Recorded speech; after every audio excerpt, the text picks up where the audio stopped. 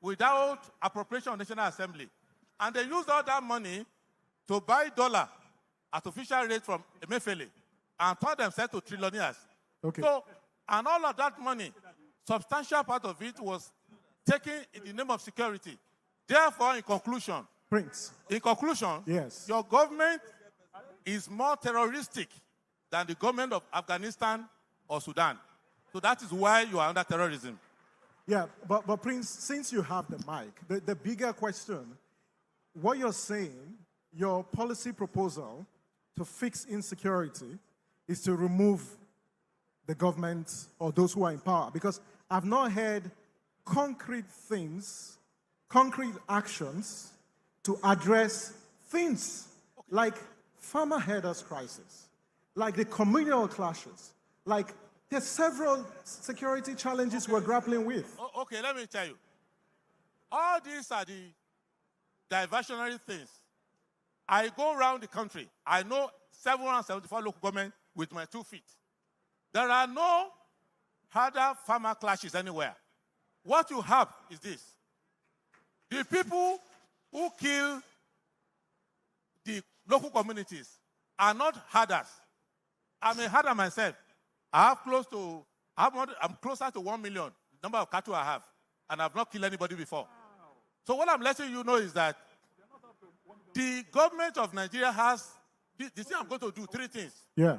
1, if you govern the mining cadastre properly and identify miners and let miners know that in any territory where you are operating, you are responsible for any killings there, because the killing that is going on in Nigeria is the killing of people trying to displace people from areas where they are identified resources. Secondly, the Office of National Security Advisor, as passed by the ONSA Act, I will amend it. Okay. Because that is where they are warehousing all the problems that are now managing insecurity expenditure framework. I am sorry, I have to cut you. The last point. If you can do that in 30 seconds. The last point. You will need to give Nigerian a people's army. I will reorganize the armed forces, not the empty creation of divisions by President Tinubu, where a whole division is not up to the strength of a brigade. I will create new divisions in that, so that the people of Nigeria in Rivers State here, they will be the one running the armed forces to protect them, as you say in England, in Germany, in many places. All right. Those are the things you would do. But if you have terrorists in government, thank you very much. Any of these things. Yeah, thank you very much. Governor Peter Obi, on security and state capacity.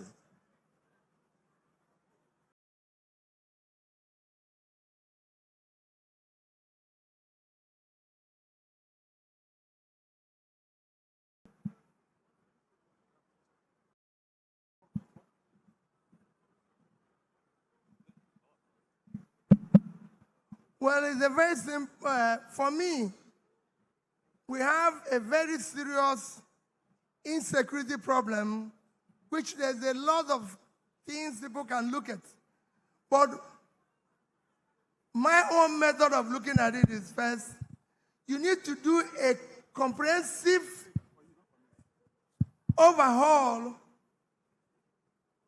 or study of our strategy to security problem today. You need to audit the architecture that is driving that strategy and look at security from human security. So if you're going to deal with the issue of security, you have to do it from 2 areas. A, you need to look at the issue of poverty. Start tackling poverty and joblessness. The more you put people out of poverty, the more you reduce insecurity. It is a known fact everywhere. 2, when you now do that, you now look at the criminality, some of which my brother has mentioned, and said on issue of your resources, when you start dealing with the issue of corruption or how people take their resources, you again give it a blow. And you need to look at your alignment between your security forces, staff them properly, make sure they are taken care of properly, and support them. With that, you will address insecurity considerably. Also, supporting local vigilantes. I can tell you, as governor in Anambra State, we pay directly. You need to realign your strategy. You need to support communities. You will reduce it drastically. Thank you. Thank you very much. Governor Amaechi. I will plead with you to give me more time. The reason why I'm pleading with you is that I'm the only person who has fought insecurity amongst all of us here.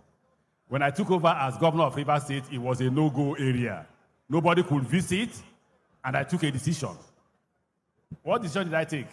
I withdrew all soldiers from roadblocks. Go back to your barracks. And they did.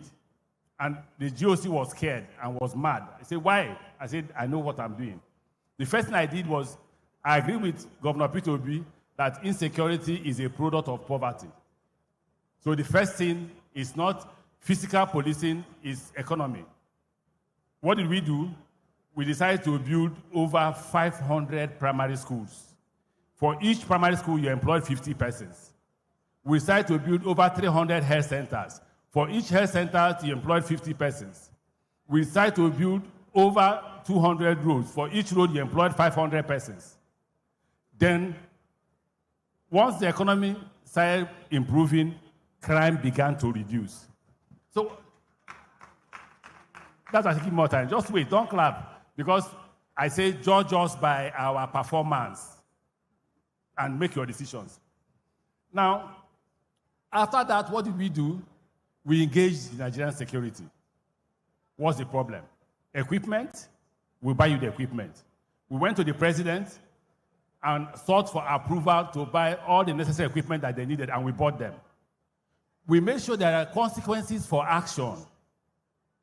So the kidnappers had to choose between two options. Option A, I kidnap you, I run the risk of losing my life because they will shoot. Or I go to take the employment at the health center or at road construction or primary school, and I live my life. And they were paid monthly. At the end of every month, everybody received the salary. What did I do?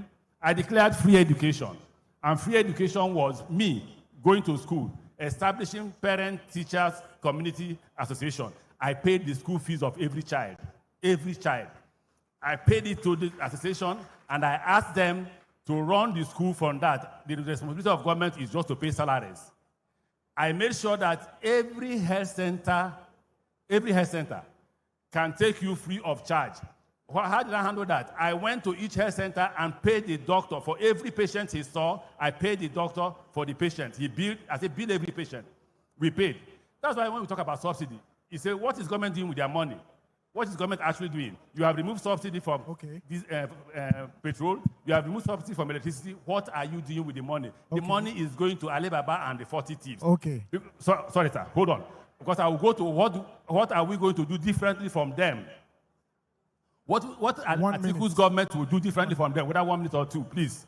It's about policy. It's not about coming here to showcase. Now, what will the government of Atiku, going to do differently from them? If we ensure that we deal with the economy that puts money in the pockets of individuals, then we'll go back to what they are doing now, what Buhari did. What did Buhari do? He got Chad, Benin Republic, and others to work together with us. Intelligence gathering, being able to identify these criminals. But if you don't put money in the hands of Nigerians, no matter what you do, crime will be on the rise. If today lawyers can't pay their salaries, if you're not careful, some lawyers will become criminals because crime pays. When you do that and you begin to identify intelligence, key. When I was governor, I knew where everybody was. I knew who was doing what. I knew who entered a hotel and came out of a hotel and anywhere he went to. And that information was passed to me every day, and I knew what to do. Thank you. Thank you very much. Comrade. Yeah, they said I employ 13,200 teachers. 13,200 teachers at a go. Thank you very much. I'm going to go straight to my solution to security. Because not only did I study security, I covered insecurity in Nigeria, I identified the problem. There are 3 stages to solve this problem. The first, of course, is to stop the bleeding. And by this, we must motivate our security agencies.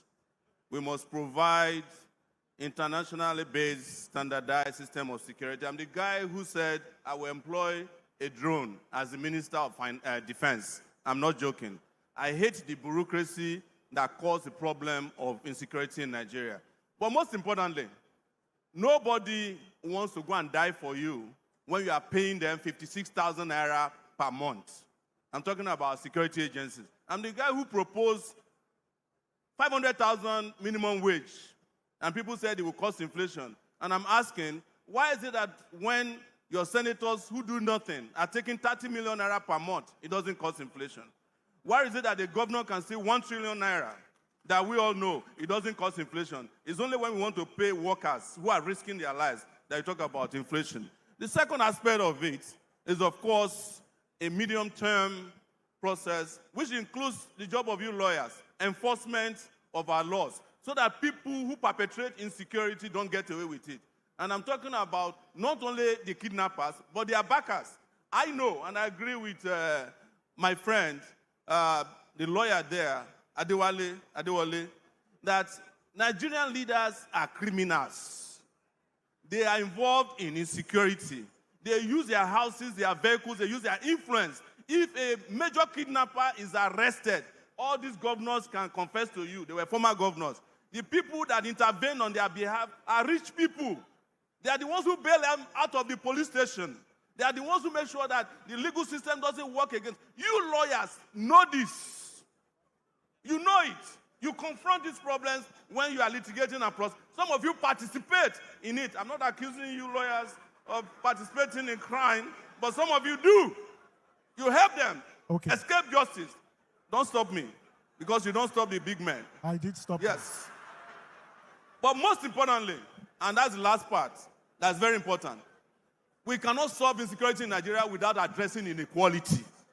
The reason why our young people prefer to kidnap more than they will stay in school is because it's more profitable to kidnap people and make money quickly, because their leaders are living flamboyantly and they want to be like them. Their mentors are living flamboyantly and they want. So we must address inequality, and that is why, as a political party, the African Action Congress has stated that we will invest in free education so that children can stay in school. There are 30 million of them that we need to take off the street. That is 30 million potential kidnappers that you are put in school. We are going to build 1 million homes, public homes, mixed income housing. It will provide jobs for gazillions of people. We have an economic program that will transition from this fossil fuel-based economy to a green economy. Our agricultural value system will be different. All of this take people out of the street, give them jobs, give them dignity, give them a different lifestyle, so that you do not have as many people who are engaging in crime as you are having now.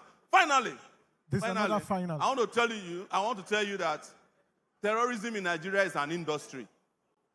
It's an industrial complex.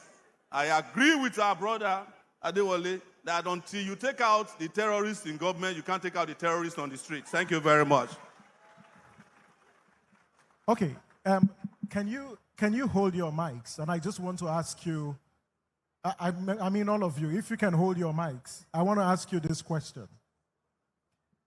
Do you support state police, Prince? I have said it, and I keep repeating it. It's a very simple constitutional issue. We are in a divided... Do you support state police, yes or no? It's not a yes or no issue. It's a thinking issue. Okay. Don't put me in Tinubu's monolistic thinking. No, but that's not what I'm doing. No, let me tell you simple. Okay. It's a principle of law. Yes. That the sovereignty of Nigeria is divided between federal, state, and local. The legislative power includes the power, or should include the power, to police. Any level of government that has the legislative capacity to make laws should have capacity to create a police to enforce that law. It is not a political slogan. If I can make laws, I should be able to create police to enforce my law. No level of government should depend on another level to enforce its own law. If you come to River State and kill somebody, it's against the laws of River State to kill somebody in River State. River State should not need Abuja to help them apprehend you. Well, so every level of government should be able to create its own law enforcement mechanism, including policing, because they all have their own courts. Will I be right if I say you support decentralized policing? Correct. Does that mean you support state police? I support police at every level of government. Federal, its own police. State, its own police. Local government, its own police, because that is how it should be in federalism. If you are practicing federalism, it's not a gift from the federal government to the state. It's an inherent right of every level of government to create its own policy system. The reason why you are discussing it is because under the military, they use decree to abolish the policies, and they use decree to give you a constitution that is not federalistic enough. Okay, so what's your position on the current proposal? The current proposal is a trick. Is a what? It's a trick. Trick? A trick by President Tinubu to fool everybody. Okay. Governor Peter Obi, state police, where do you stand? Well, if you had state police debate, did not start today. It actually was mentioned when we were in office. Like he said, I believe that every level of government to the community should have a form of their own security system. It's not whether you call it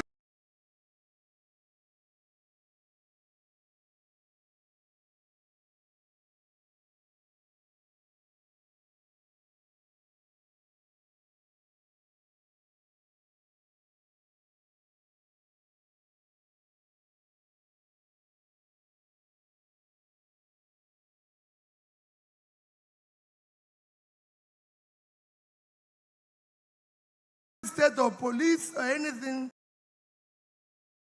own security system. Like it's mentioned here, it happened. Everybody knows it. As governor, if you kidnap somebody, you, the kidnapper, and your house will go down. That's why I said I bought vehicles for over 200 communities, including the markets.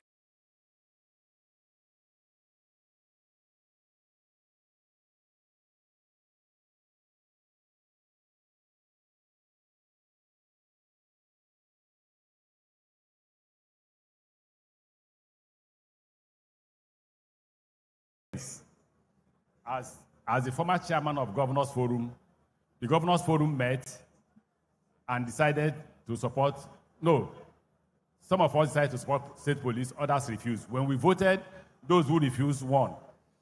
And I thank God they won, because my idea has changed. In place of state police, I support community policing. But I need to talk with Vice President Atiku to know what his views about policing is. But for me, as an individual, do I support state police? No, I support community policing. Why? Balance of forces. If in every village you have community policing, then the criminals won't come into the village, because they know that as they are carrying weapons, there are enough policemen with weapons to resist them. The reason why they are successful is that there are not enough security forces in those communities where they invade. So for me, I support community policing, but for my presidential candidate, I need to speak with him to know what his ideas will be. Okay, is there a difference, just sticking with you, is there a difference between state police and community police? Yes. What's the difference? Yes. Don't forget, I'm the vice presidential candidate. It means that he and I will sit in virtually nearly every issue. We will discuss that. But what is the difference between state police? State police is funded by the state and controlled by the state. Community police is at the local level. And the idea is not who controls it, actually. The idea is to know who is a criminal, to know how to manage each community. So, for instance, I come from Ubima. If the criminal is in normal one, he can't come to Ubima because there is a police station and there are armed men who can take them on. All right, yes. I support federal police. I support state police. I support local government police. I support campus police. I support even township police. And we already have all of them. But I have a proposal. We must remove security votes from governors. Put it in an escrow account. So that if we hire state police, if they don't pay them, we pay them from that escrow account. It will be dangerous to have irresponsible police commissioners in the hands of the governors. I am a person who suffers from police abuse on a regular basis.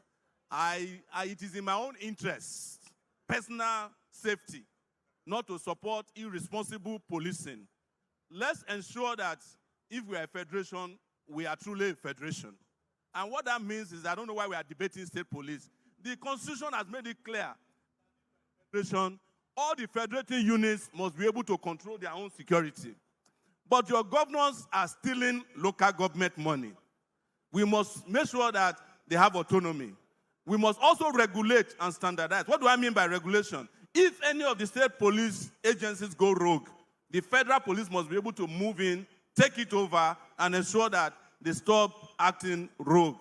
That is the only part of my own caveat regarding state police. Otherwise, I support policing at all levels. And also, they always already have police at all levels. What is Amotekun? It's state police.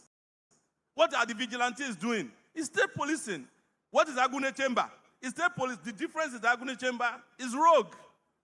We need somebody who will be able to go there and control them if the governor is misusing those powers. That's the only difference. Okay. But I want to tell my friend, Governor Amaechi, since he's not in touch with his presidential candidate, join us. You have lost touch with your presidential candidate. It's not too late to join our party and let us liberate this country. But you will not be vice presidential candidate to me. We have already chosen one. Thank you very much. Okay, colleagues, we've been joined by the presidential candidates of the People's Redemption Party, former governor of Cross River State, Donald Duke. You're welcome to the panel. Let's give him a round of applause. Thank you.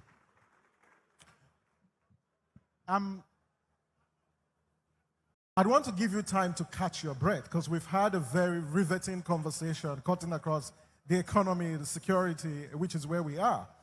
But before we go into discussion around justice, since you caught us with this discourse on security, can you tell this august body what alternative policy propositions you have to deal with the insecurity challenges that Nigeria grapples with? Thank you. My colleagues, and my apologies for coming late. There's a general principle of governance that anything that is essential must be local. So for instance, if water or electricity were essential, you have to localize it. You couldn't produce water, for instance, from Sokoto and pipe it down to Port Harcourt. Security is local and has to be, it's essential and has to be local. Bearing that in mind, obviously I support devolution of policing, but that's only one aspect of it. The fear is the abuse. To get around that, I think the first charge is let's deal with our judiciary. As long as our judiciary is not up to scratch, then there'll always be that fear. So it works, judiciary and policing, it's all law and order. If we don't get the judiciary right, where there's recourse to abuse, because there will be abuse. Even the federal police is abused daily. So the abuse will be there, but now you're devolving the abuse, as it were. If you have a weak judiciary, if you have the kind of judiciary we have now, and I'm not here to exculpate the judiciary, but if you don't do anything about it at that level, then the fears that have been expressed by various sources and various people would be real. Now, are we going to have a perfect system? No. But let's remember one thing. 80% of policing is intelligence gathering. Only 20% is enforcement. As it were, the intelligence aspect of our security is very, very weak. You would think, for instance, that Boko Haram, that has been around with us for over 15 years, we should have infiltrated their ranks by now to know who they are, how they operate, the source of funding. We're still groping in the dark. Foreign countries have more intelligence about our environment than we do. We spend more time in enforcement than intelligence gathering. And like I said earlier, intelligence gathering is 80% of policing work. But they go hand in hand. We can postulate all the virtues of local or state policing or local policing, community policing. But if you don't have a strong stopgap in the judiciary or the magisterial level or whatever levels, okay, I think it'll be an exercise in futility. Thank you. Okay. Well, since you have the mic, we had a discussion about fuel subsidy as an economic policy. And the question is, what's your position on fuel subsidy? Do you support its removal, or its, I wouldn't say retention now, because it's non-existent at the moment. But what's your position on fuel subsidy? You can't remove what doesn't exist. I postulate there's nothing like fuel subsidy. You see, from every barrel of oil, there are about 7 or 8 products, depending on the type of crude oil you have. Some even have as much as 12, right? The ones that really pertain or concern us are PMS, petrol, and diesel, largely, maybe LPG. Now, if you refine it, there's some that, like aviation fuel and all that, those that have premium value.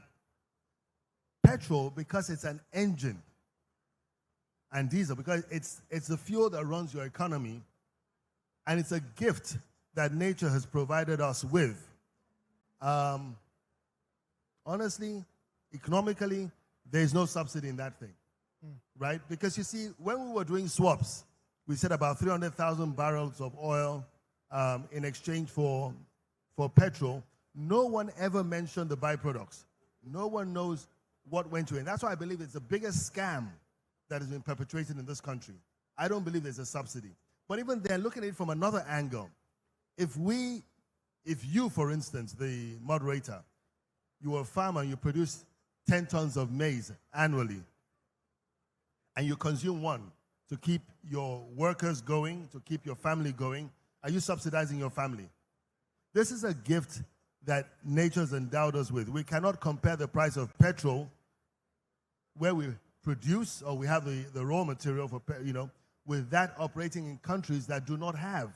Okay. Right? You've got to use what you've got to get what you want. And okay. So my one last word. For me, the overall essence of government is productivity of its people. So if that is the vision or the mission statement of government, all the factors that have to do with productivity must be made abundantly available. Okay. We have all known forms of energy, from the crudest, which is slavery. Slavery was about energy, to hydrocarbons, solar, water, you name it. The other argument people come up with, which I find nonsensical, is that, if energy is cheap here, petrol is cheap here, it'll find its way across the borders. Are you going to punish your citizens due to your inability to police your borders? And besides, you can dye your petrol a peculiar color. You have NIA and all these agencies around, and they can trace it back. But I think there's a lot of mental laziness when it comes to the administration of the country. Okay. You said something very interesting, and you said it's a scam. And my question is, if the federal government told us last week that we saved, as a country, 15.8 trillion, so where did that savings come from? If you say there's actually no subsidy anywhere, where did the savings come from then? That's if you believe what they say. Are you saying the federal government is lying to us? That's if you believe what they say. I'll repeat that. I don't believe what they say. And I've been privileged to be involved. This whole subsidy thing started during the reign of General Abacha, right? And I was a member of the National Economic Intelligence Committee at the time. And we went through the books one after the other in great detail.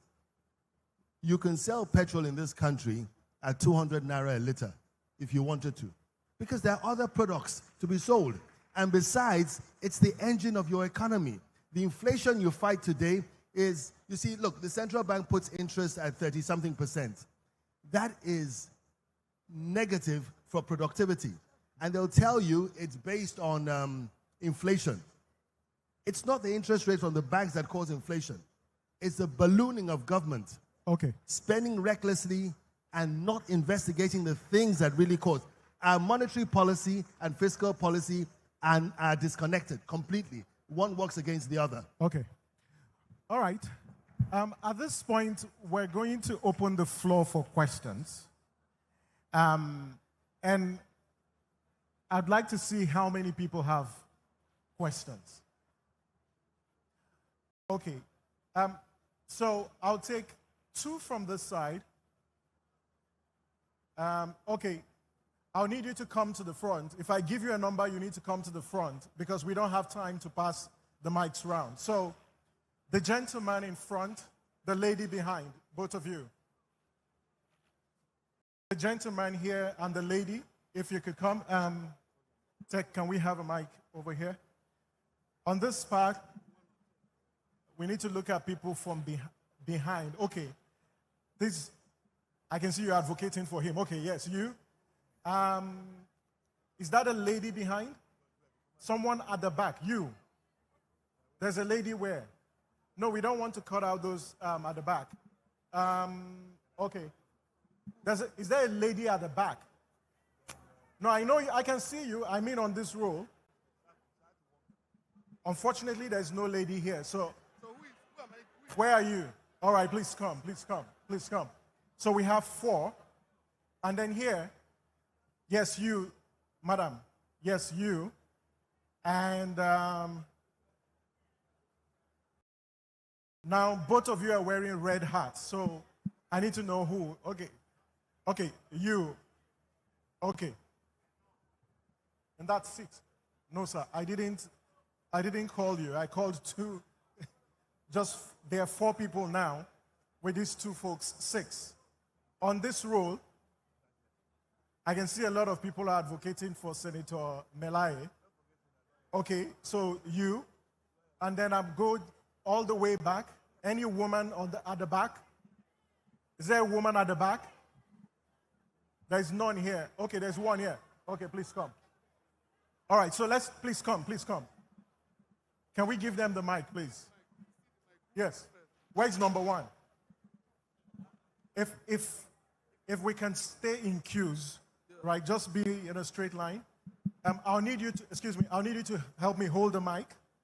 After 1 minute, please pull the mic off. Please, no protocols, just go straight to your question.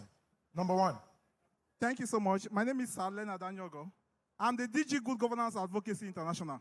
Now, in Nigeria, it seems as if it is all politics without governance. We don't know where policy should stop and governance should begin. Year in, year out, we always ask for change. What change in particular? Now, we have candidates, very intelligent, bright candidates. I must give kudos. I'm Cross River. I'm the former governor of Cross River State. Yeah, I must have to acknowledge that. Now, we have very intelligent candidates, Mr. P2B, and the likes of, and everybody. But the question is this. Thank you.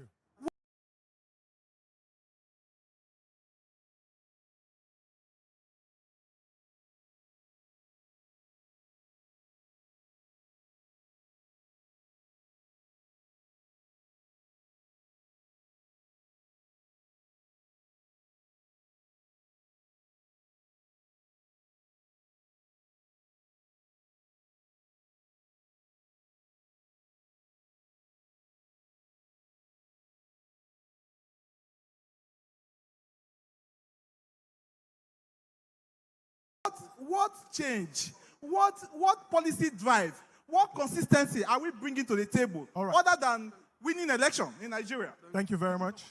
I guess that was a general comment. No question. Number 2. My name is Dr. Chioma Emuka. I'm directing my questions that in that pyramid, the widest part of it talks about food and shelter. And in Nigeria today,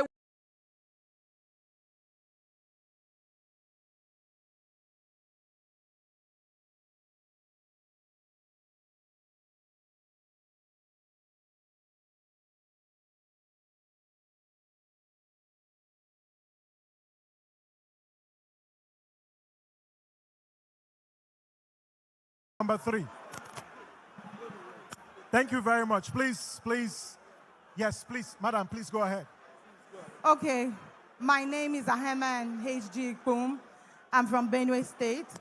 I admire all the panelists here today. I admire the fact that you have all led, if not all, most of you have led in various capacities. You have done well in various capacities. You have also done poorly in some other capacities. My question is, when are you going to hand over the baton to the next generation? Okay. We have always been talking about we are the leaders of tomorrow. Okay. I am getting older. Okay. I cannot even afford. Thank you very much. Thank you, Next. Mr. Moderator. My name is Letam Zide of the Port Harcourt Bar.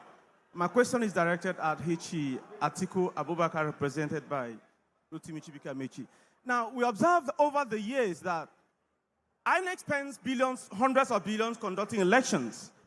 People stay in the sun, under the sun, morning till evening to cast their votes. But ultimately, the decision of who gets elected lies with the courts. It's the courts that decide who becomes elected into a political office. Okay. So my question is, what are you going to do to ensure that the civic responsibility of our people, as we are told in social studies, casting our votes, is transferred back to the people?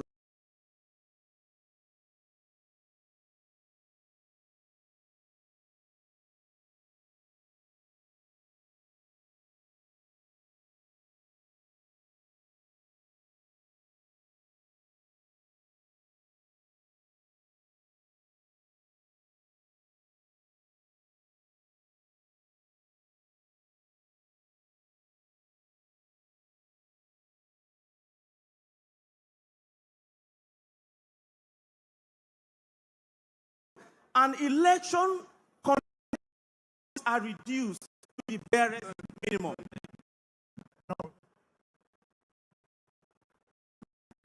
Thank you so much. My name is Oba Jefani from MBA Sowore branch. Be as good as dead. Your question. Your Excellency, Mr. Peter Obi, I have a personal question to you on behalf of the bar. Please.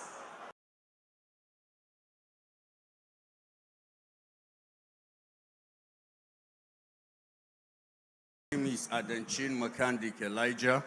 My question is to all the country. To know our country is divided, very divided along ethnic, religious, and other divides. So how will you bring about unity? Because when we have issues and they are not addressed as a national issue, but ethnicity and religion comes to play, Okay. we All right. cannot move forward. Then also, what about the right to self-defense? I'm sorry, we can only take one. We can only take one. Thank you very much. Can you, the lady? Good afternoon, everyone. My name is Blessing Isaac, and I stand here to ask this question as it affects democracy and governance. Democracy and governance, you know, when we refer to its dichotomy for the South and northern Nigeria, for instance, and other parts of the country as well, can we say that Nigeria has positively benefited from the dividends of democracy and governance as it stands today? Or is democracy particularly for the political elites of this country? Thank you. I'll take one last. I didn't call you guys. I know those I called. Yes, madam, please go ahead. Madam, yes. Good afternoon. My name is Judahana Sylvanus Ekeng, and my question is directed to Sir Peter Obi. Have you considered that technology may be the major solution to the problems in this country as far as security is concerned? Okay. Statistically, persons over 23 have increased in the amount of bank apps that they have. Have we considered the possibility of geo-tracking, that a person who is facing an insecurity crisis can easily tap an app on their phone and inform the government of their last known location? Have we considered technology as a means to address issues of insecurity? Thank you. The lady. Okay. My name is Abdurazak Saadatu, and my question is directed to all the presidential aspirants here. Now, you made mention of providing long-term solutions to the insecurity issues that is currently ravaging Nigeria. Now, the issue is that we need a short-term solutions. What are those short-term solutions you have for us? Okay. Now to the senator. I just want to ask all the presidential candidates of all the political parties here to respond to this question. In a country where the president declared that it is his turn, in a country where the president said all is fair in politics, in a country where the president says grab it and run away with it, what are you individually and your party doing to make sure that election will count and our votes will be protected? Individually, you and your political party, what are you going to do, or what are you doing to make sure that votes will count and the process will be transparent in a country where there's already a declaration by a president? Okay, no, just hold on. Because we may not have another round, I see all gentlemen who have been there. So if you can ask your questions in 1 minute each. Okay. My name is His Greatness Adebayo. I'm from Asababa, the Premier Bar of Africa. My question is directed to Mr. Peter Obi. We have 25 million out of school children. We have 17 million naira in die starvation currently. We have over 40% unemployment rate, and we have over 60% of multi-dimensional poverty in all areas of human affairs. Okay. What can you do, and how can you do to remedy this situation within a timeline of 3 years? Thank you very much. To the, yes. Thank you very much. I am surprised. The question is this. I am surprised. Who are you? Can you introduce yourself? My name is His Royal Highness Oba Rufus Olarewaju Ajayi Arilewola II. Kabiyesi. Thank you very much. I am surprised none of the presidential candidates say anything about the fundamental flaw of Nigerian character in the constitution that we are operating right now. God, when he created this world, told us, let there be light. Let there be human being. God did not say, let there be armed robbers. God did not say, let there be insecurity. Okay. We know Jesus Christ died in between two thieves.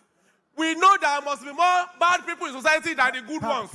Yes, what I'm trying to say is that I want them to say something. Are they going to change this constitution so that we have a good constitution that we say, let there be light, let there be good people, let there be security, don't let there be armed robbers. Thank you very much, understand me? To the clergy. Yes. Okay, my name is Reverend Father Professor Edwin S. Obiora, Senior Advocate of Nigeria, Chancellor, Tansen University. My question is just to Mr. Peter Obi. What are the very first 3 things you are going to do the first year you come into office as the President of Nigeria, knowing that you have been fighting corruption, and that once you get into that seat, corruption will fight back? Thank you. Thank you very much. Then the gentleman. Good afternoon, everyone. My name is Ali Chibuzo. Now, we all know how APC came about by several parties coming together. Several parties coming together to form the APC. Now, my question goes to Your Excellency, Mr. Rotimi Amaechi. You made bold to say that Mr. Sowore cannot win the presidential election. With all due respect, I also make bold to say that, with all due respect, sir, you also cannot win the presidential election. Why can't all of you come together to have one party? Okay. Because we all know that Mr. Peter Obi is the most popular of all the candidates here. So why can't you come together and give him the support to go against the status quo? Thank you very much. Now, I wish I didn't let you ask any question. This is not a campaign ground. What's your name? My name is Prince Charles Ibe. I am from Enugu State. My question is on what bothers all of us. Number one, I am from the north. I am an Hausa man. I am from the east. I'm an Igbo man. I am from Lagos. I am a Yoruba man. The question. How do we deal with the issue of ethnicity in this land? Thank you very much. Thank you, sir. Thank you very much for those questions. We've also been joined by the presidential candidate of the Allied People's Movement, APM, represented by the vice presidential candidate. So please, let's give him a round of applause. Now, there are several questions, and this is what I want us to do, just to maximize time.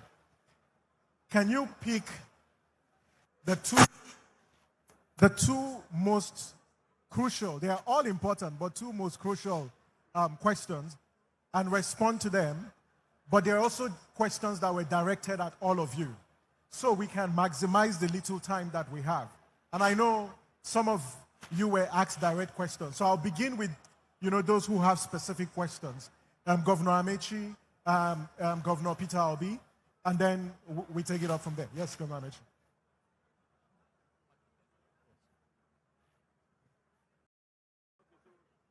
The mic. I will start with the person who said, I can't win the election. You know why I wanted to ask where he comes from? Where he comes from will give you the reason why he's asking the question. But again, among the opposition, the Atiku Amaechi ticket appears to be the brightest. If you look in this hall, I'm the politician. Don't shout. Most of you either be in court or waiting for court cases. I'm the politician. I've been a politician since the age of 22. I'm 61 today. So imagine 40-something years ago. Now, we have discussed coalitions. I'm surprised he's bringing it back. I will say to him, we are working hard. We need him on board to ensure that Atiku Amaechi ticket wins the election. Now, I would like to answer the guy who asked about all is fair in politics. I think it was Dino. What the president has done is that the president has declared war against Nigerians. He says all is fair in politics. And I agree with him. All is fair in Nigerian politics. We will not come to court. Don't bother your head. Don't bother yourself. Election will be won and lost on the field. Because the president has said you must win on the field. Because the court has become unnecessary arbiter of nothing. So I agree with the president that he says all is fair in politics. You saw Oshun, right? Citizens had their own machetes, had their own ballot papers, had everything to themselves, right? If INEC man comes, they say, show us the result sheet. You must show the result sheet.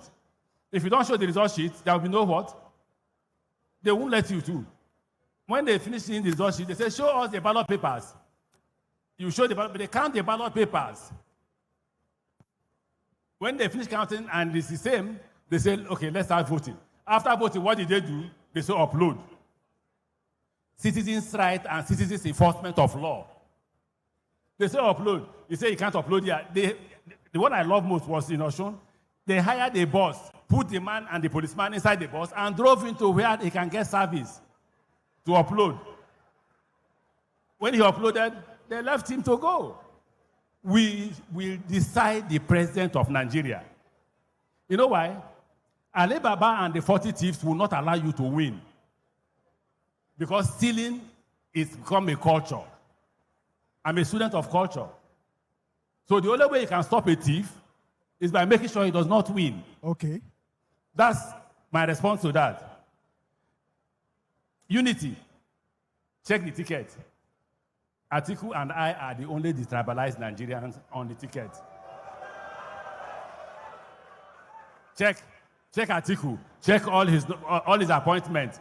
Check me. Check all my appointments. When I was Minister for Transport, I had Mamora as head of agency.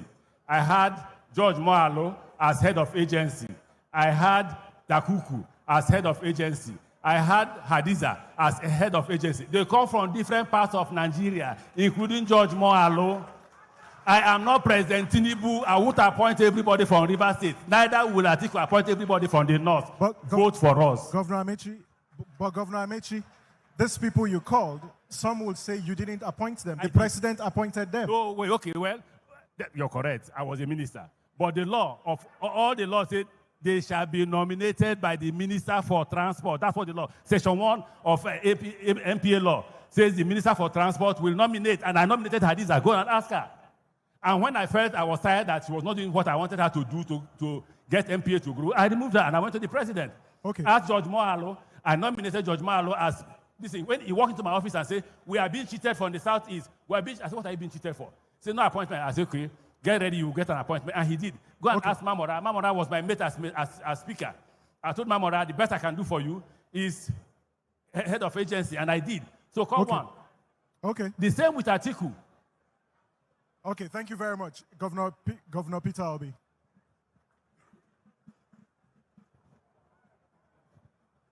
Well, we're only told to answer. We are going to answer the questions that are direct to us. The first is somebody who talked about poverty. Nigeria, let me start by telling you, Nigeria is not a poor country. Nigeria is poor because those of us who are leaders are stealing the wealth of Nigeria and driving Nigeria into poverty. We can decide Nigeria is poor today because it's not a productive country. Somebody came here and talked about hunger. Yes, today, Nigeria is one of the hungriest countries of the world. We got worse in the past 3 years, where we now move from where we are to 109 in the hungriest country. Some of you might not know that in the past 2 years, Ukraine, that is at war, gave us grain to fight hunger. We are hungry because Nigeria is not a productive country. If we decide today to invest in critical areas of development, which include pulling people out of poverty, by investing in agriculture, we can make more money from agriculture than we make from oil. Countries are doing it. And I'm going to use 1, 2, 3 countries around us to show example. Today, our most staple food is rice. Nigeria produces less than 10 million tons of unmilled rice. A tiny country like Bangladesh produces 60 million tons of unmilled rice, almost 10 times what Nigeria will produce. Bangladesh's size is 148,000 square kilometers. That is the size of Bangladesh.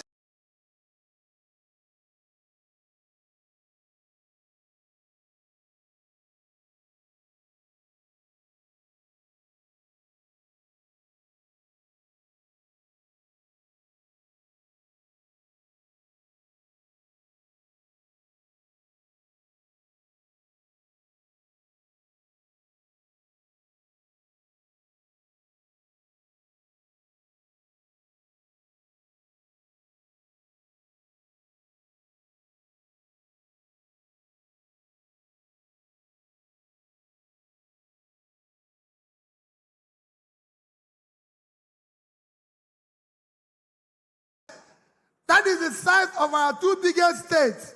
Niger State at 76.3 and Borno at 70.8 put together. If you times it by 3, 66. We have one state that is this thing. We can produce food, but people don't want us to produce food. We can go on and on. Ethiopia is exporting tea, coffee. Everybody, Sierra Leone, small countries. We have Taraba, 54,000 square kilometers. We Mambila that can produce tea. Nobody's doing that. We are going to share oil money. Tiny countries like Netherlands produces 120 million ton, 120 billion euros of agricultural material. Without water, there are 33,000 square kilometers. Niger State is 76.3, so it's 2.5 times the size of Netherlands. I can go on and on. So we don't have any problem with poverty. Okay. What we have is that we need to move the country from consumption to production. When you have people stealing public money, let me tell you what you do. You kill entrepreneurship. Okay. Because people are making money without contributing anything.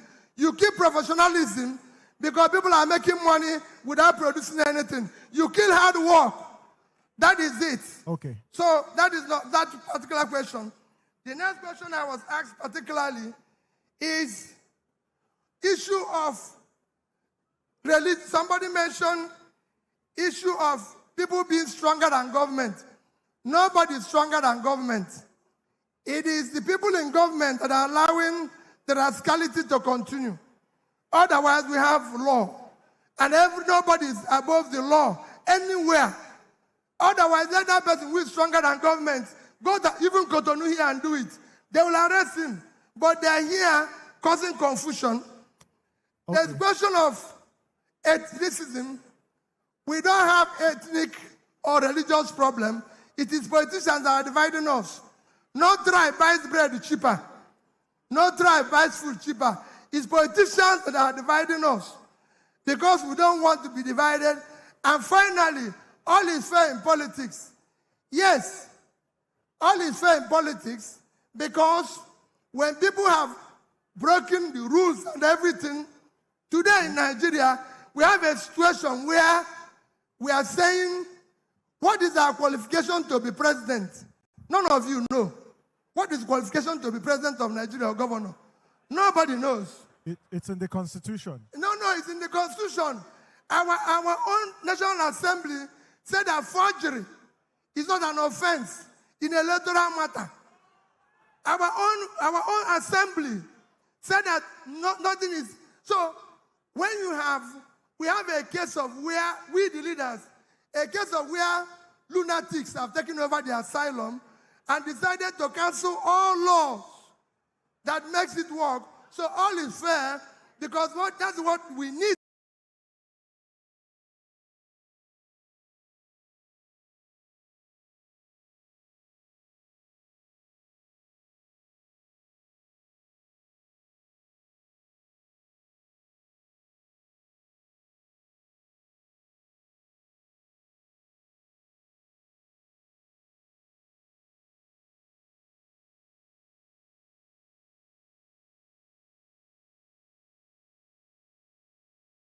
To sustain the rascality.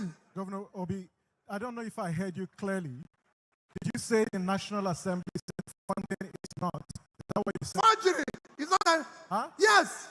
Funding? Forgery. Forgery. Oh, forgery is no longer an offense in electoral matter.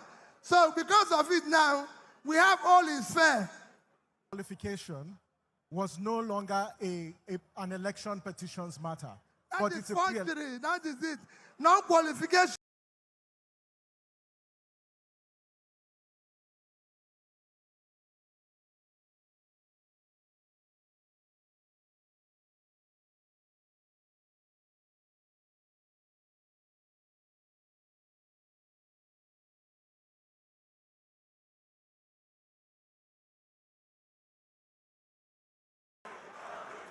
I would appreciate if this is not a campaign ground. Please, so let's respect the protocol. Thank you. Yes, Prince. No, and then we come.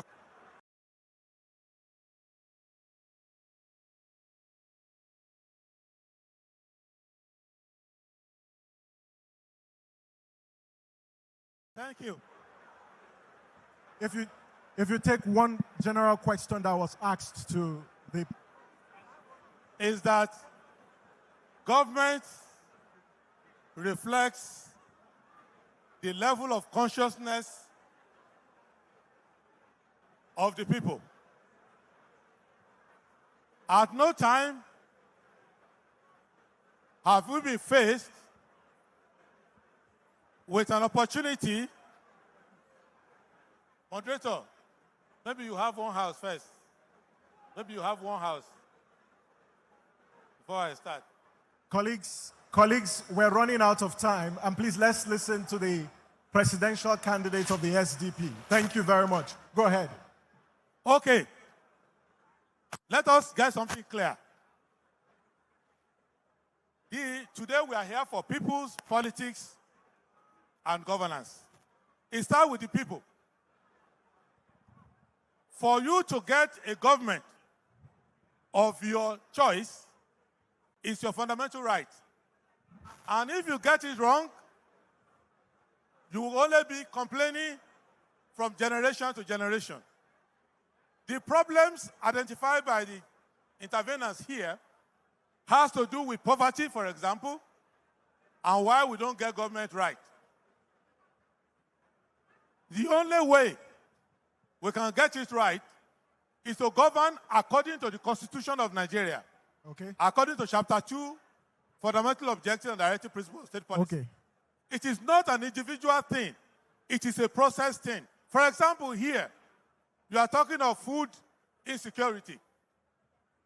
I don't know about others, but I can say categorically, I am the only one on this stage who is a net producer and exporter of agricultural products.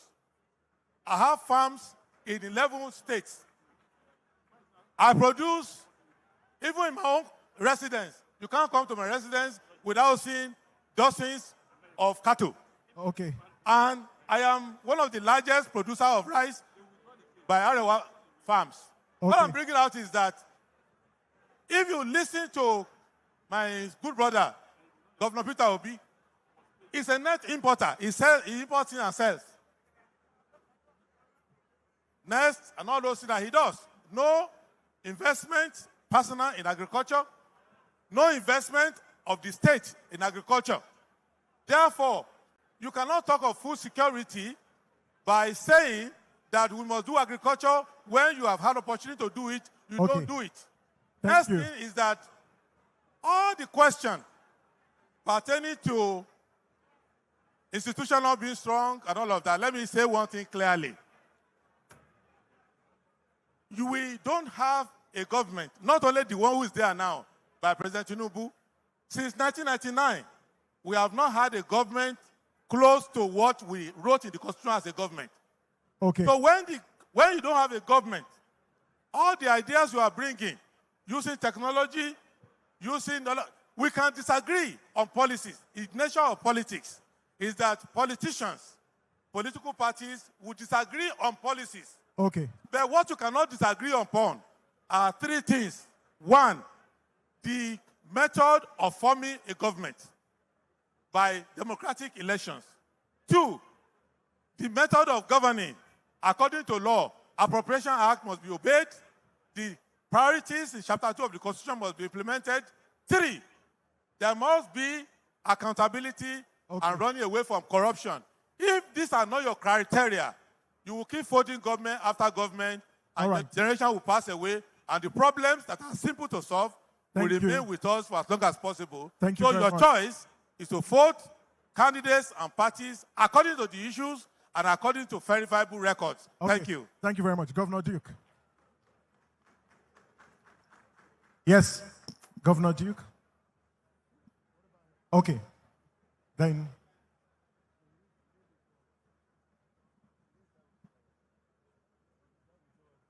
Well, I'm only interested in two of the questions asked. One was from Dino Melai, my former friend. Yes. And he was asking, and I agree with him truthfully, that how are we going to protect our votes? In case you don't know, there are people in this hall in large numbers in 2023 who voted in an election, said they won, and abandoned the mandate. They did nothing to fight for their mandate. Don't make that mistake of voting for those kind of people again in your life. I'm serious. I am standing here. If anybody takes a vote on an election I won, the person will not be president of Nigeria, I can assure you that. Even if we take my life. And it is the reason why we must not rely on judges and lawyers to determine our election. I came here because I was told that to win election in Nigeria, you must be friendly with lawyers and judges. We don't want our elections to go to your courts again. We must determine the winner of the election on the day of the election, so that the only thing a lawyer will do in an election is to help us swear in the winner of the election. Nothing more, nothing less. If we can't get that, we shut down the country until we get the right leader who won an election. Second question is technology. Somebody asked that nobody spoke about technology. I'm the only person who has spoken about technology here today. And somebody was describing the Maslow hierarchy of needs. The one you know is outdated. The Maslow hierarchy of needs today, the number one need in that hierarchy is internet, data. Without it, you are dead. And that is what we want to bring into our country, to bring about a new economic order that is driven by cutting-edge technology. Our security, our food production, food security, even the calculation of how much we make, revenue and how it is leaking, will be done by blockchain technology. We are no longer going to rely on men in Agbada to be doing our accounting. They are stolen enough. Finally, and I promise you, anybody who stole from Nigeria in the past, I will make them vomit it as the president of Nigeria. I will create a special account where you will vomit the money, and we will use it to train our children that you deprive of education. Okay. We'll use it to pay. Don't stop me. When I'm talking about very important issues, you want to intervene. No, don't do that. We will use it to pay for our pensioners, our teachers, our soldiers, our policemen. It is not a cliche. People stole and ruined this country. We cannot be pretending that we will be friends with them when we are in government. Yes, we'll be friends with you when you come forward, confess, and relinquish what you have stolen. But we will not be friends with you because you join our political party, which is what the ruling party is doing. By the way, some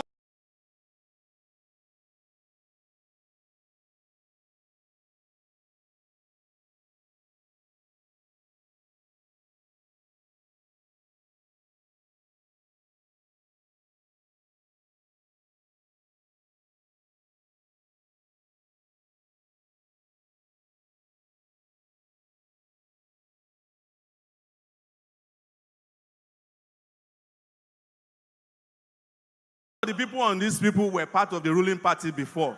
They can be APC tomorrow by the time you wake up.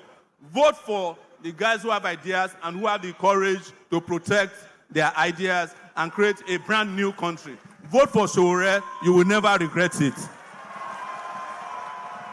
Lawal Daura, MNI, the vice presidential candidate of the Allied People's Movement, APM, who is standing in for the presidential candidate, Governor Seyi Makinde. Just two questions.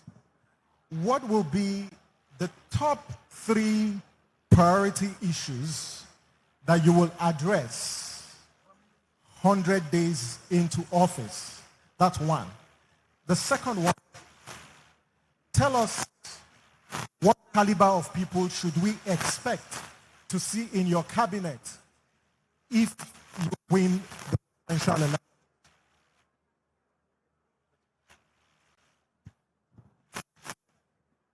And you have 2 minutes. 2 minutes.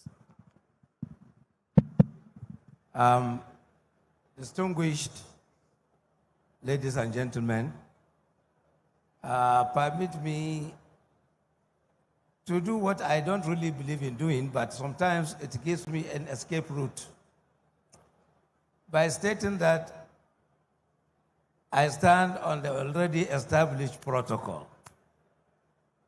You know, sometimes from my background, when you say you stand on something or you agreed with something, if you don't really know the details, I think it is like trying to commit suicide. But all the same, I think in this very distinguished gathering, I can afford to just borrow and say I stand on the existing protocol which was established in my absence. I would like, first of all, to apologize for not coming on time because I spent almost 1.5 hours between the gate to this room. It's not really my fault, but I think because this gathering is a very important one to all of us in Nigeria. So please forgive me for the late coming. Before I attempt to maybe say one or two things on the questions, I would like to maybe, again, borrow from my background as a social scientist. In Nigeria, we are very, very happy to jump into a debate or a conversation without really understanding what, the topic is or what the subjects are. Here, I'm referring to the fact that we are all in agreement that there is a problem in Nigeria. But the question, which may sound so simple, but still very difficult to answer, and which is still not yet answered, is what is the problem with Nigeria?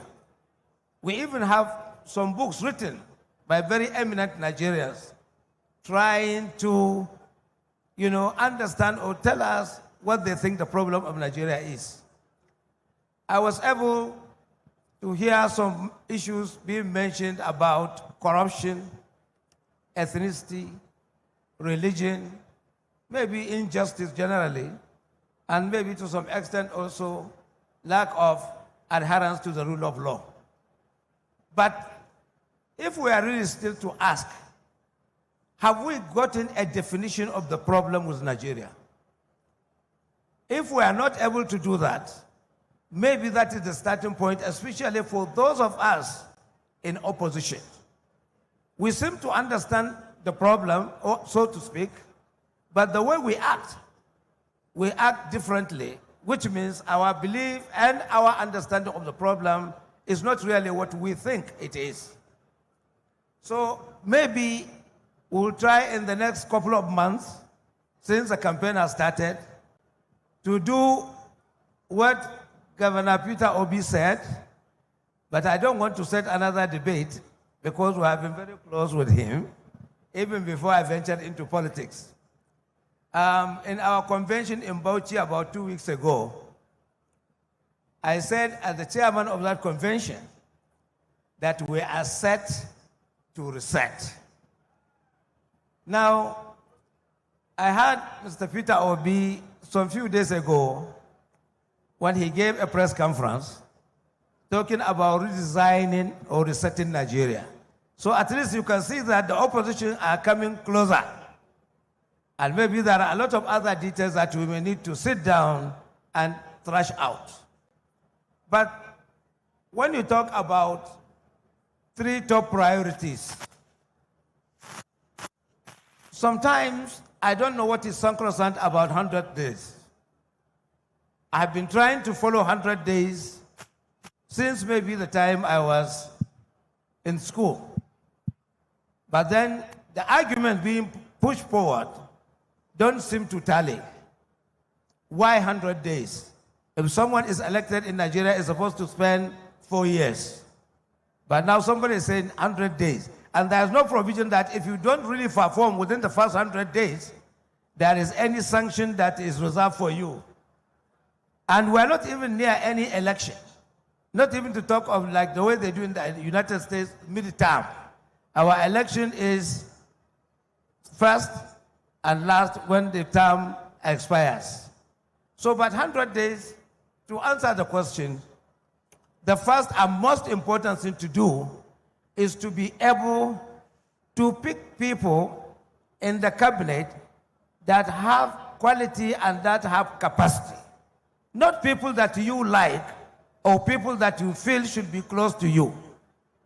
We were there, we knew the major problem of democracy in Nigeria from the onset in 1999 has been continuous ignorance of security vetting reports being put forward to executives, whether at the state level or even at the national federal level, where people that are about to be nominated to sensitive offices may not have a favorable vetting report, but they will still go ahead using their executive power to appoint them.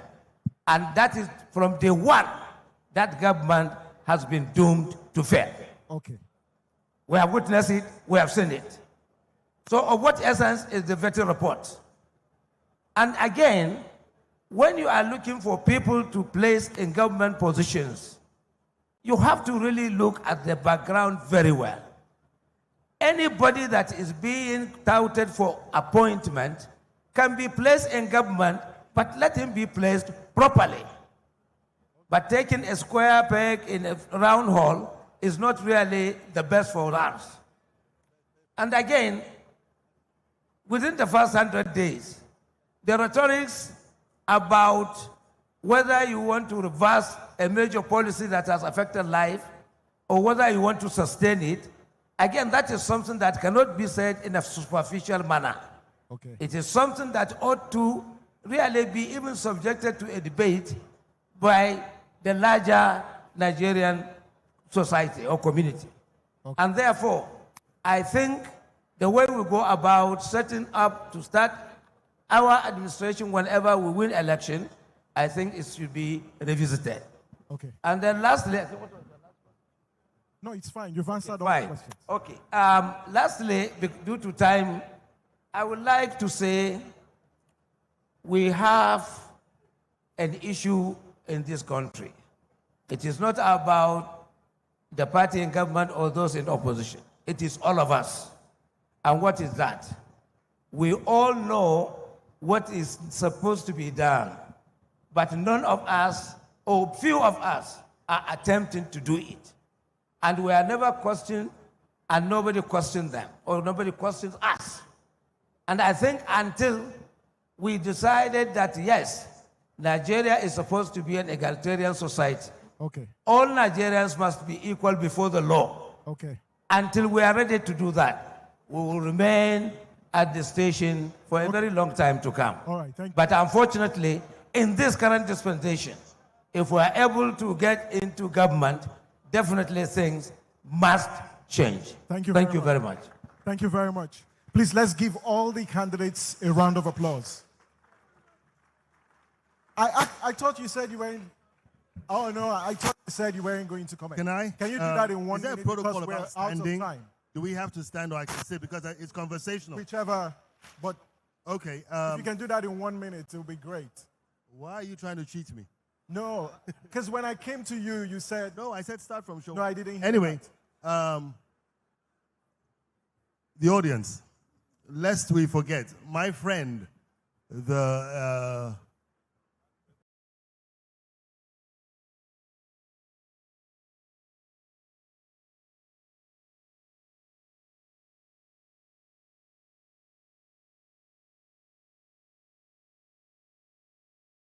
vice presidential candidate for APM.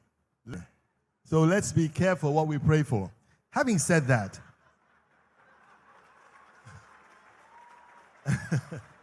he wants to be vice president under a democratic system now. The fundamental problem with Nigeria is leadership. And we are gathered here to determine what will be the appropriate leadership. If we get the leadership right, literally everything will fall into place.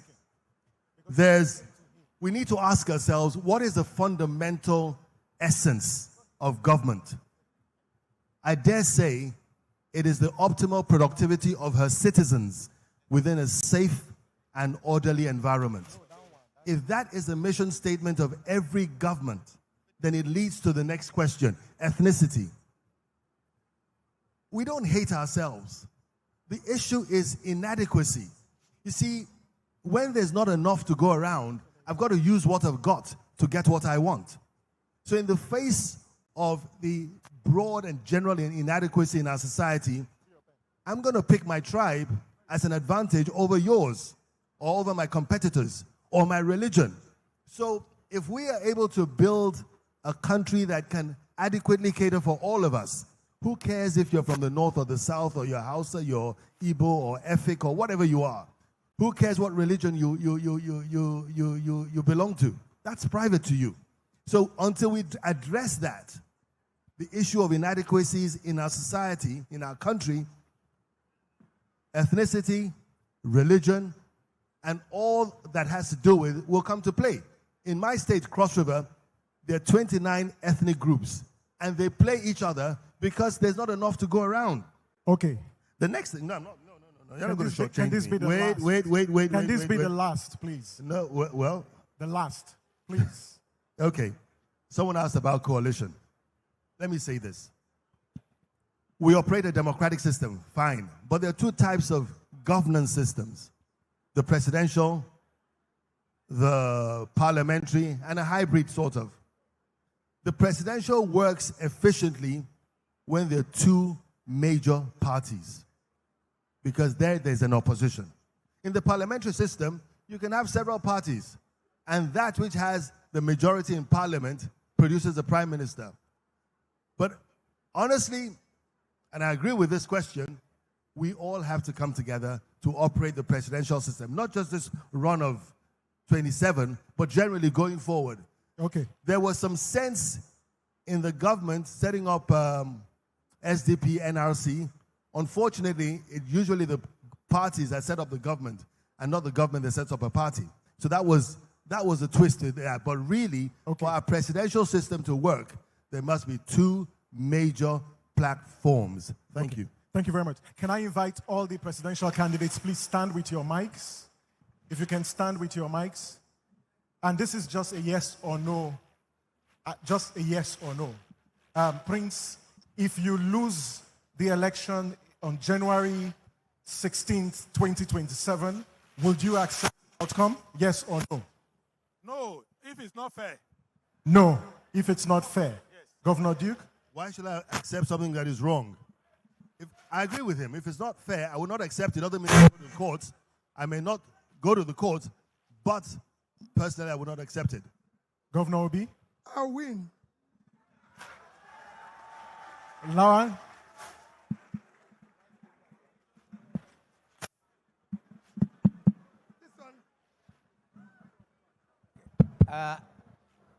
Definitely, if it is free and fair, we will accept. If not, we will not accept.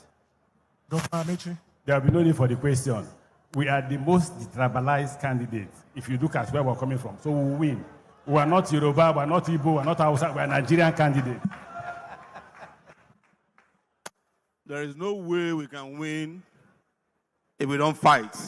And there's no way we can lose since we are fighters.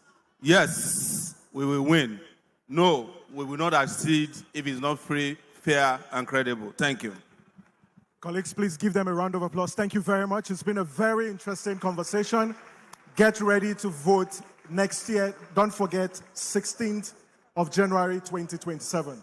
Thank you. Thank you once again. Before we start clapping, please wait for the photo shoot for all of us. Mr. Clement Umo Ese, and please may you come up to make a presentation of the souvenirs to them. Please, can we just stay for the group photograph, please? And thank you, and a round of applause again for them. Please. A group photo, please. Your Excellencies. Please, a group photo. Hey.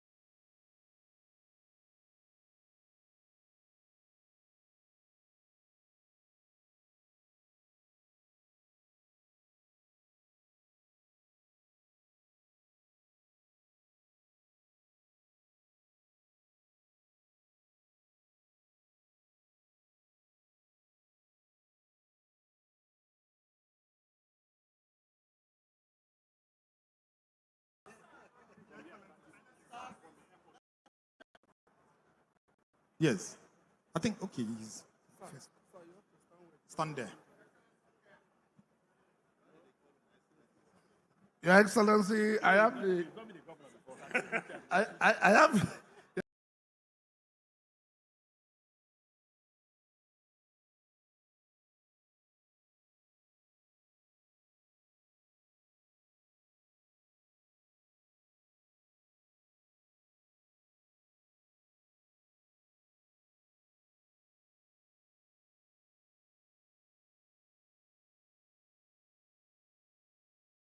Excellency Chibuike Amaechi, Right Honorable, I have the singular honor and privilege of presenting this to you for your participation and contribution. I have the singular honor and privilege of presenting this to you on behalf of the Nigerian Bar Association for your participation and contribution in the very seminal discussions we've had. We hope and pray that all of us will learn lessons from this, and I wish us all the best. The reason I told Amaechi why he should not answer Excellency is because they have not done anything excellent in this country. This side. This side.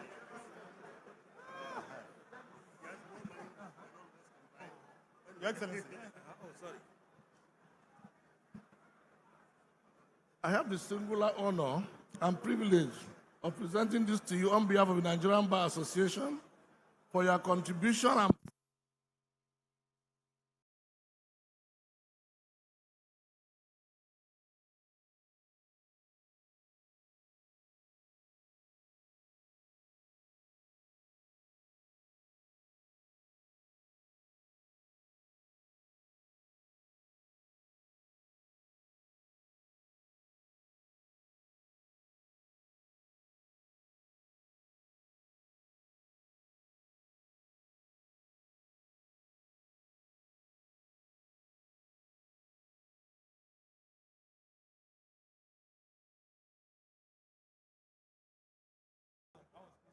The mic is okay. Okay.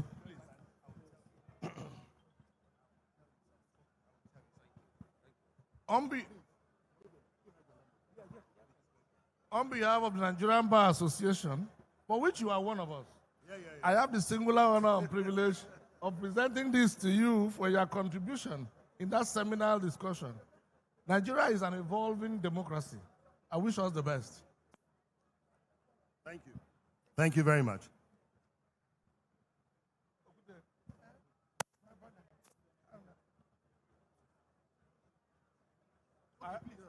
Please come over here. Please, let's move. Now, I have the singular honor and privilege of presenting this to you happily for your contribution in that seminal discussion on behalf of the Nigerian Bar Association. Nigeria is an evolving democracy. I wish us the best. This is my color. Please.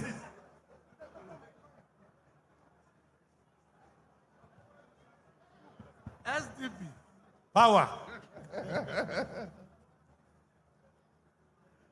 Wale Adebayo.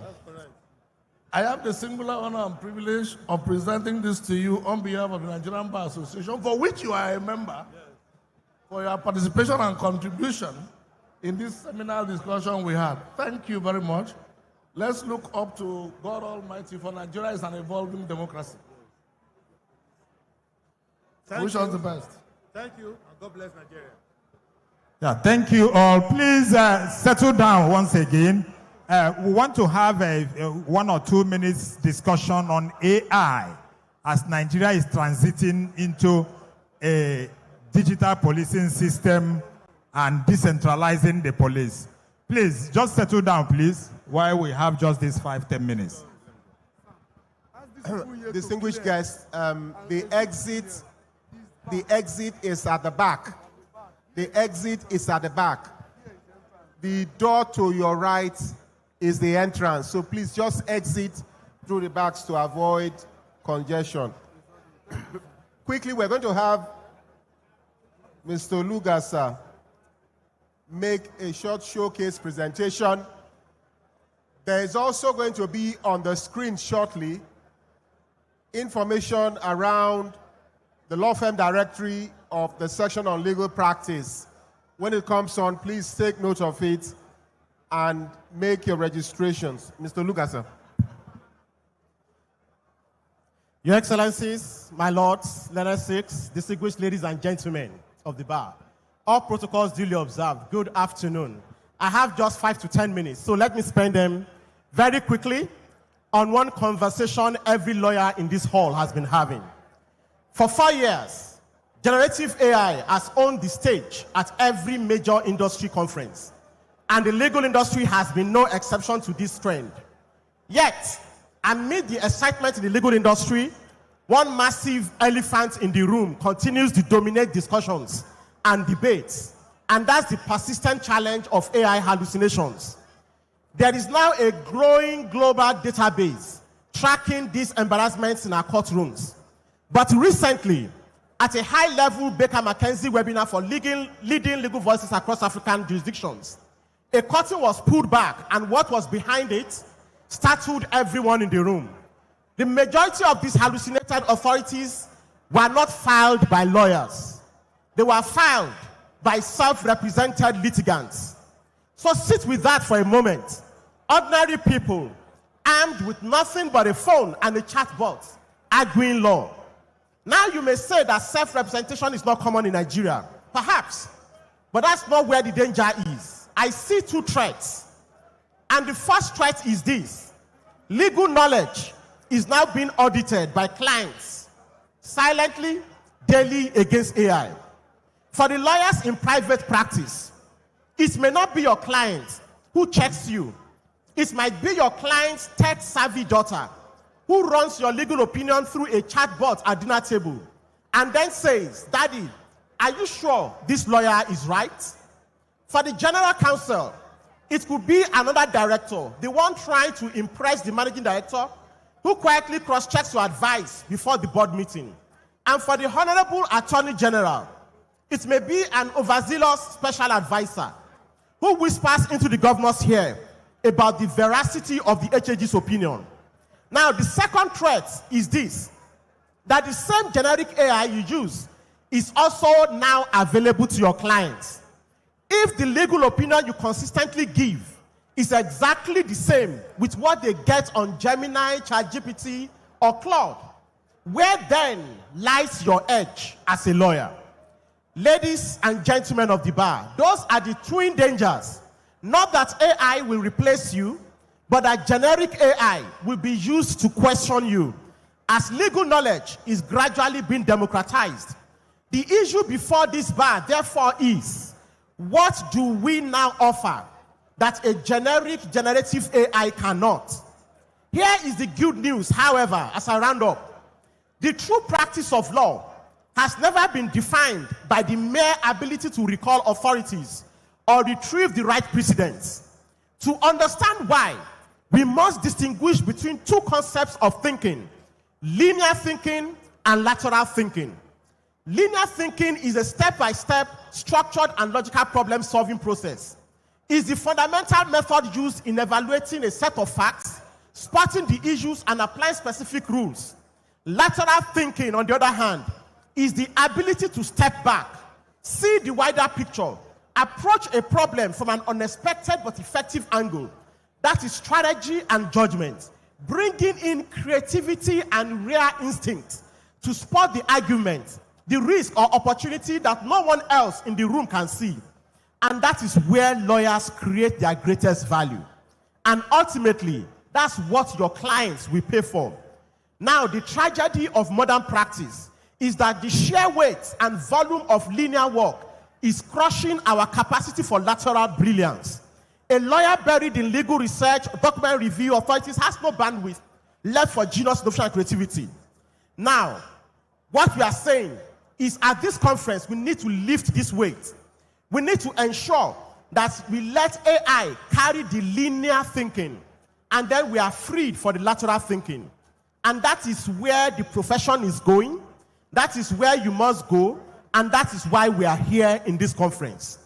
Today, at this conference, Law Pavilion is unveiling a couple of tools with something historic so that your practice can go beyond limits.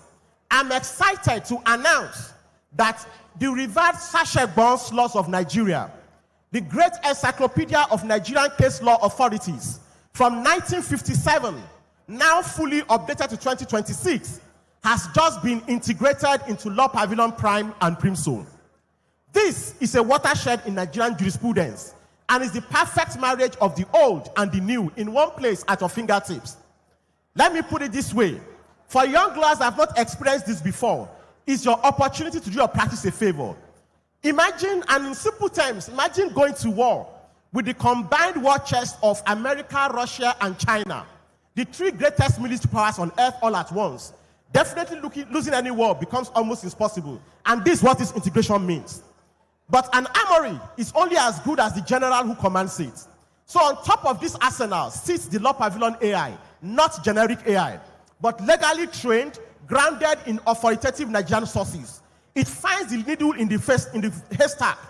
And critically, it helps you verify the authenticity of every citation in any document placed before you. There is more. There is the now newly updated legal analytics and insights that doesn't just find cases. It shows you the current strength of every doctrine of law in Nigeria and the supporting as well as conflict authorities. Now, it's not just case search. It is the state of the law, cited, settled, and discussed.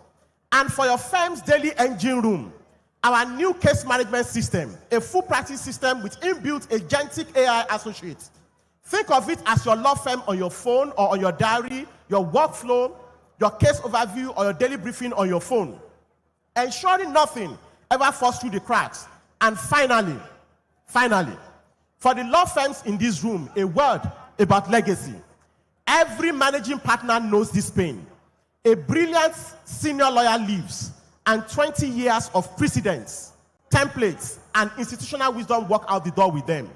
Law Pavilion Elite ends that. It helps you build your own AI, trained on your firm's DNA. Never allow the generic AI used by associates to dictate your firm's output. When a lawyer leaves your firm, the knowledge no longer has to live with them. Even your newest week can draft with the quality of your firm's that your firm's reputation was built on. And that's Law Pavilion Elite for you, for the aspiring and the elite law firms. Now you may ask, can Law Pavilion deliver this? We've done this for 20 years. And you will agree with me that we've come a very long way. Before I close, picture this scene.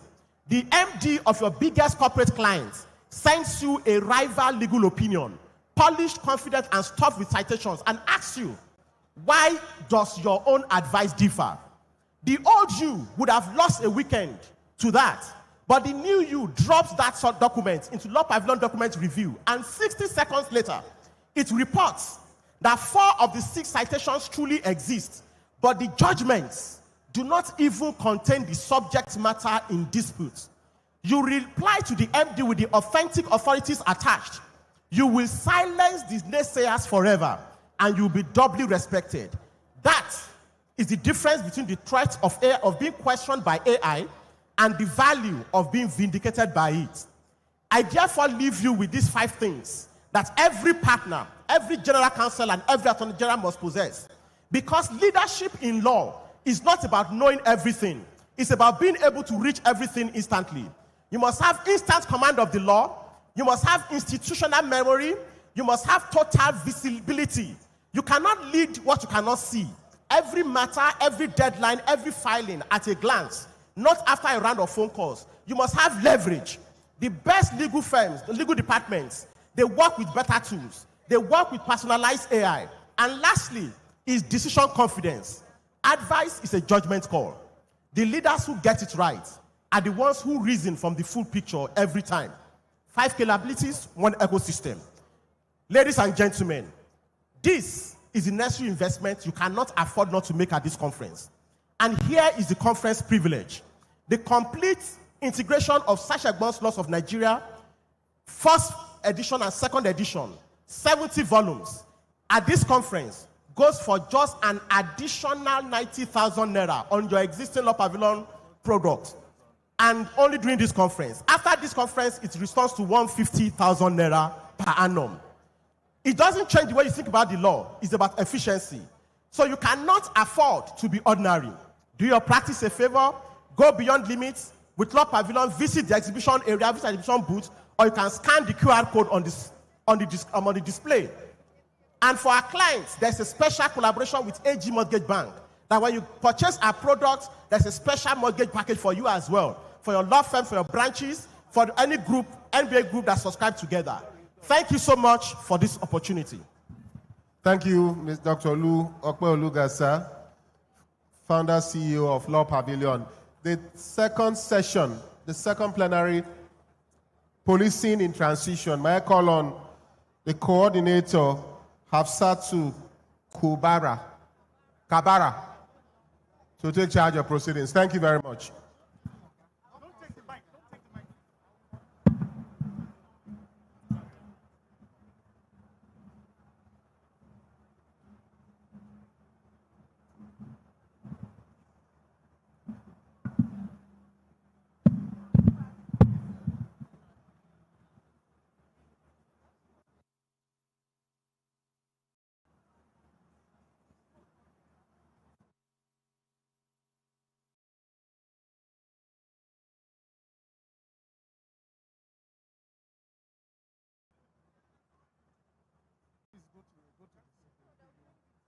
You want to use the he's coming here to speak.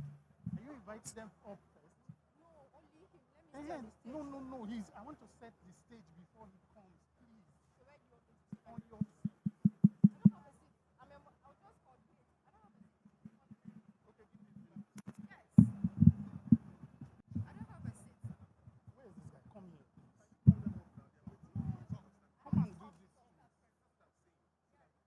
Yes. We need to set the mic up, sir, before he comes. Set the mic, sir.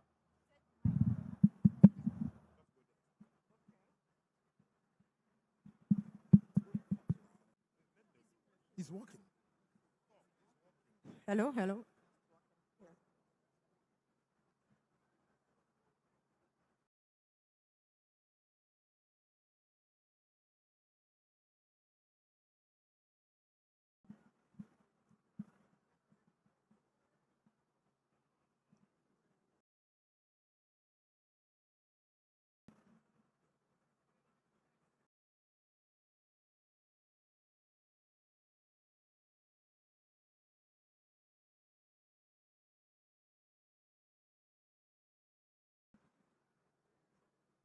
The President, Nigerian Bar Association, honorable judges present here, learned senior advocate of Nigeria, live benchers, distinguished colleagues, permit me to stand on the existing protocol. My name is Hafsat Sani Kabara. I am the coordinator of this session, Policing in Transition. This is the second plenary session. It is the high-level session. We have a lead speaker and panelists in this session. Permit me to call on the lead speaker, Right Honorable Femi Bajamiala, Chief of Staff to the President of Nigeria, Federal Republic of Nigeria to deliver the Chief of Staff of President, Federal Republic of Nigeria, and Chairman, Presidential Working Group on the National Policing Bill. Where's he?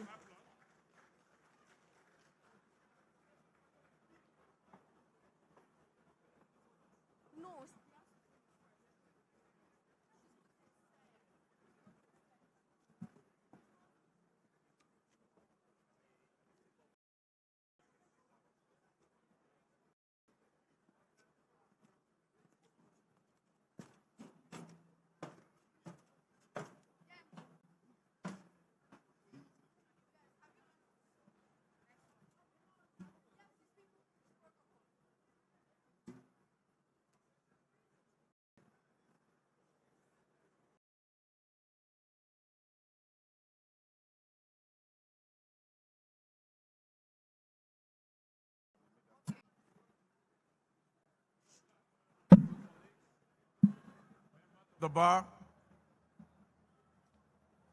Permit me to stand on the protocol as already established in the interest of time. It is a privilege and high honor to address the Nigerian Bar Association at this important moment in our history, when our country is preparing to make one of the most consequential changes to its constitutional and security order since the return to democracy. I bring you the greetings and well wishes of our President and Commander-in-Chief, His Excellency Bola Ahmed Tinubu, GCFR.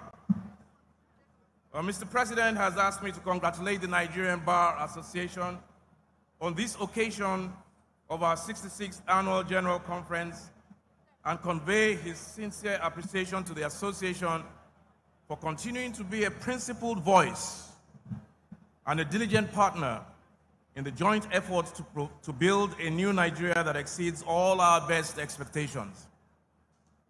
His Excellency has asked that I speak to you candidly today about why this administration is pursuing this reform, what we intend to build, why it matters, and the standard by which the country should judge our work. The first duty of government is protection. When lawful protection is absent, schools close, businesses retreat, and communities begin to make dangerous arrangements for their own survival. Who polices Nigeria? That is the question. The Constitution gives a clear answer. Section 214 establishes the Nigerian Police Force as the only police force for the Federation.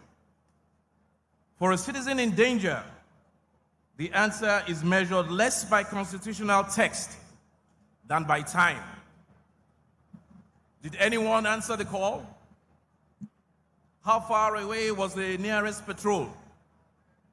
Did help arrive before the damage was done? These are the questions that are asked. Now, the theme of this conference is beyond limits. On policing, we cannot move beyond our limits until we are honest about them. President Tinubu has chosen to confront a truth Nigeria has postponed for too long. A country of our size and diversity cannot continue to depend on a single centrally commanded police institution for all its policing needs. We ask one police structure to serve crowded cities, remote settlements, and long border corridors, often with too few officers and too little local knowledge. We have stretched it beyond what institutions can reasonably carry. Now, in this respect, Nigeria stands apart from nearly every federation comparable to us in scale and complexity. In the United States, in Canada, Australia, in Germany, in India, and in Brazil, policing authority is distributed between federal and constituent governments, and much of ordinary policing is carried out by the state, provincial, or local institutions. Nigeria, in contrast, constitutionally prohibits every state from establishing a police service and attempts to meet profoundly local security needs through a single national chain of command. That distinction has not served us well. It has left our policing system at odds with the practical demands of our federation. The easier political course would have been to continue the debate and leave the arrangement untouched, because critical reforms are always difficult and impose political costs. President Tinubu has decided that further postponement is itself a choice. It is the wrong choice. And citizens have carried its consequences far too long. By proposing a dual policing system, the federal government is prepared to share an authority it has long held alone, because the safety of Nigerians matter more than preserving a familiar arrangement. This decision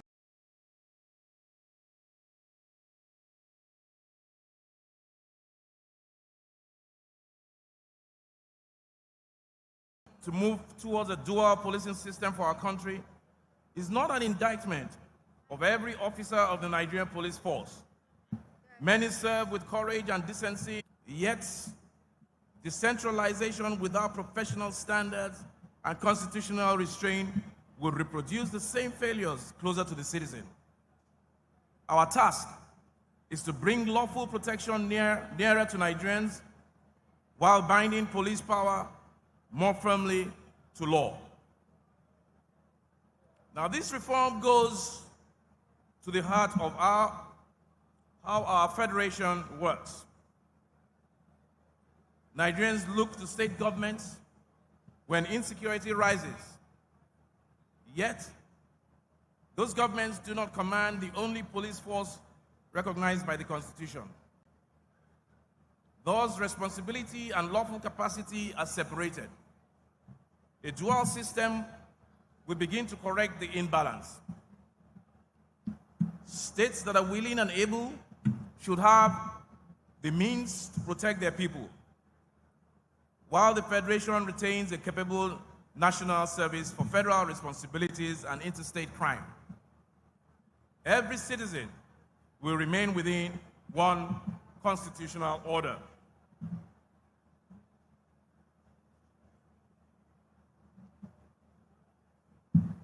Excuse me for a minute. I'm not sure how the gentlemen who were on this stage were able to withstand the heat here. But I'll have to take off my jacket, if you don't mind, so that I can be a little bit more comfortable in addressing this very, very important issue of the day.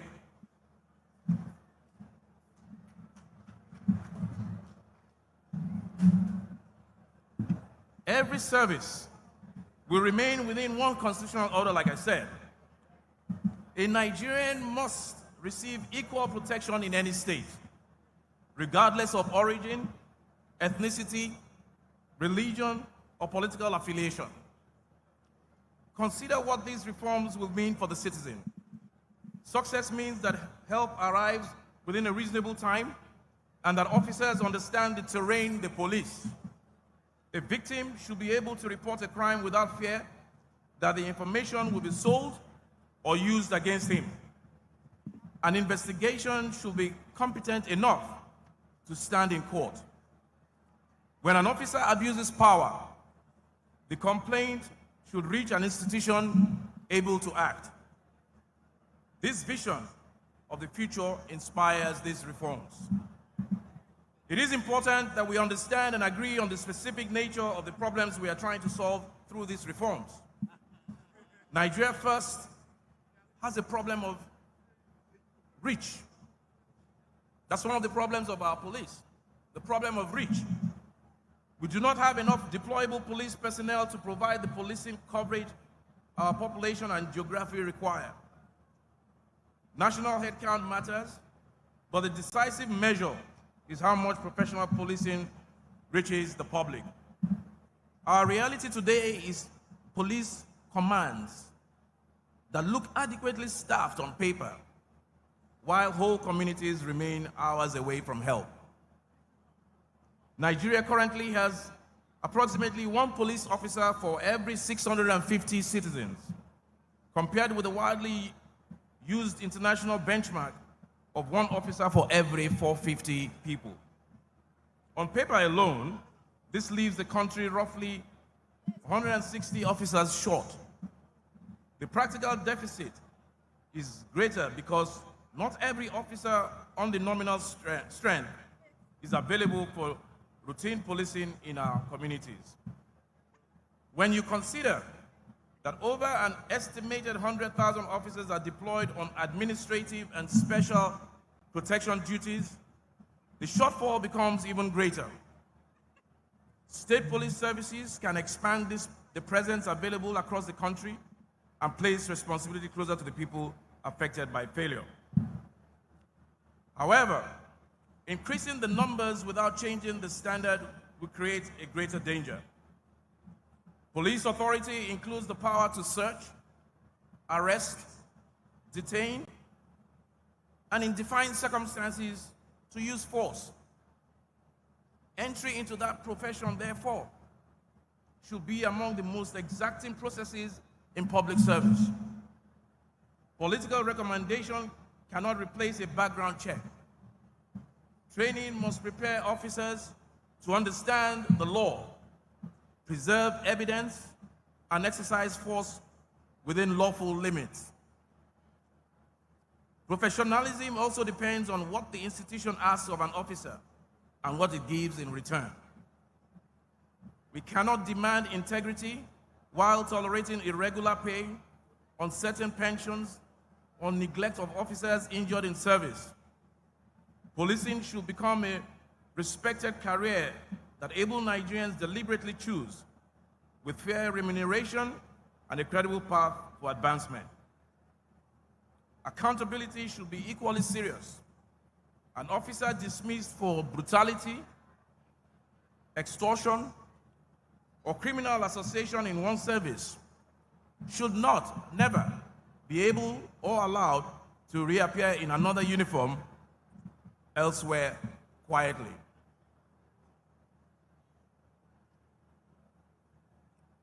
Local recruitment can improve intelligence because useful information begins with familiarity. An officer who knows the language, knows the roads, knows the relationships within a community is better placed to recognize what matters. That closeness also creates vulnerabilities. A police officer may face pressure from political patrons or old communal loyalties. Merit, diversity, and careful vetting will be essential. Public trust in the police will follow from the conduct of police personnel and institutions.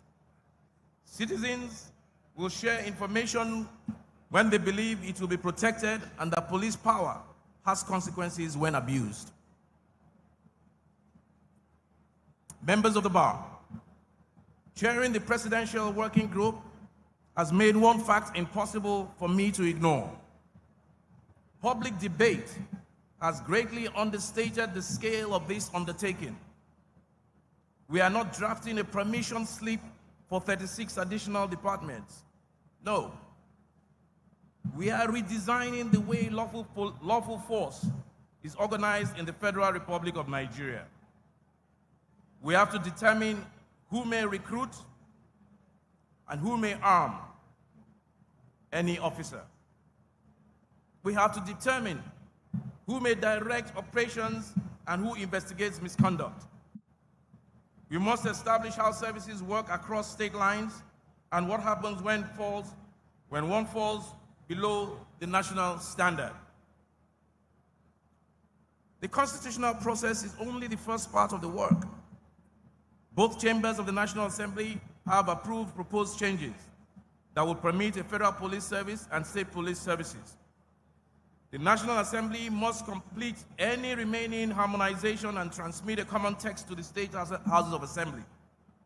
At least 24 of the 36 state houses must approve the amendment before it can proceed for presidential assent. Until those steps are completed, state police remains a proposal. The Presidential Working Group is preparing the National Policing Bill while that process continues, because government should be ready when and if the amendment succeeds. The bill itself cannot create state police unless the Constitution first permits it. It is intended to provide the common framework for professional standards, state readiness, inspection, complaints, information sharing, firearms control, funding, and transition. A state that chooses to establish a service will still need its own law and institutions. It must show that the service can be sustained and meet the national conditions for operation. Existing security outfits cannot simply be renamed and handed wider powers. The Federal Police Service must also emerge stronger and more clearly focused. It will remain indispensable for federal offenses, interstate criminal networks, and specialist capabilities that no state should be expected to build alone. Clear rules will be required for joint operations, hot pursuit, and competing claims to jurisdiction. We will not build a system that allows a criminal to become invisible by crossing a state boundary. Local intelligence must become integral to policing in our communities.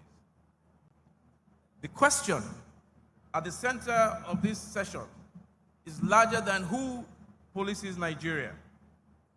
We'll also have to answer who polices the police. A governor elected by the people cannot be removed from responsibility for public safety. He or she may properly set broad security priorities and seek legislative approval for the resources required. Operational command is different. No governor should possess the personal power to order the arrest of an opponent, stop an investigation, disperse a lawful meeting, or direct how officers act in an election. The law must draw that line through institutions, not through promises. Appointments and removals should not reward personal obedience to a political office holder. An officer who refuses an unlawful instruction needs protection. Serious misconduct by senior command cannot be investigated only by subordinates within the same chain. Oversight bodies require legal independence and access to records. Citizens need remedies while their rights can still be protected. Readiness also has a financial meaning. A state that can buy vehicles and uniforms for an inauguration but cannot meet payroll in the third year is not ready to operate a police service. Financial weakness can turn an armed institution towards informal payments, private patrons, and political dependence, as we have already seen demonstrated every day under our current arrangement.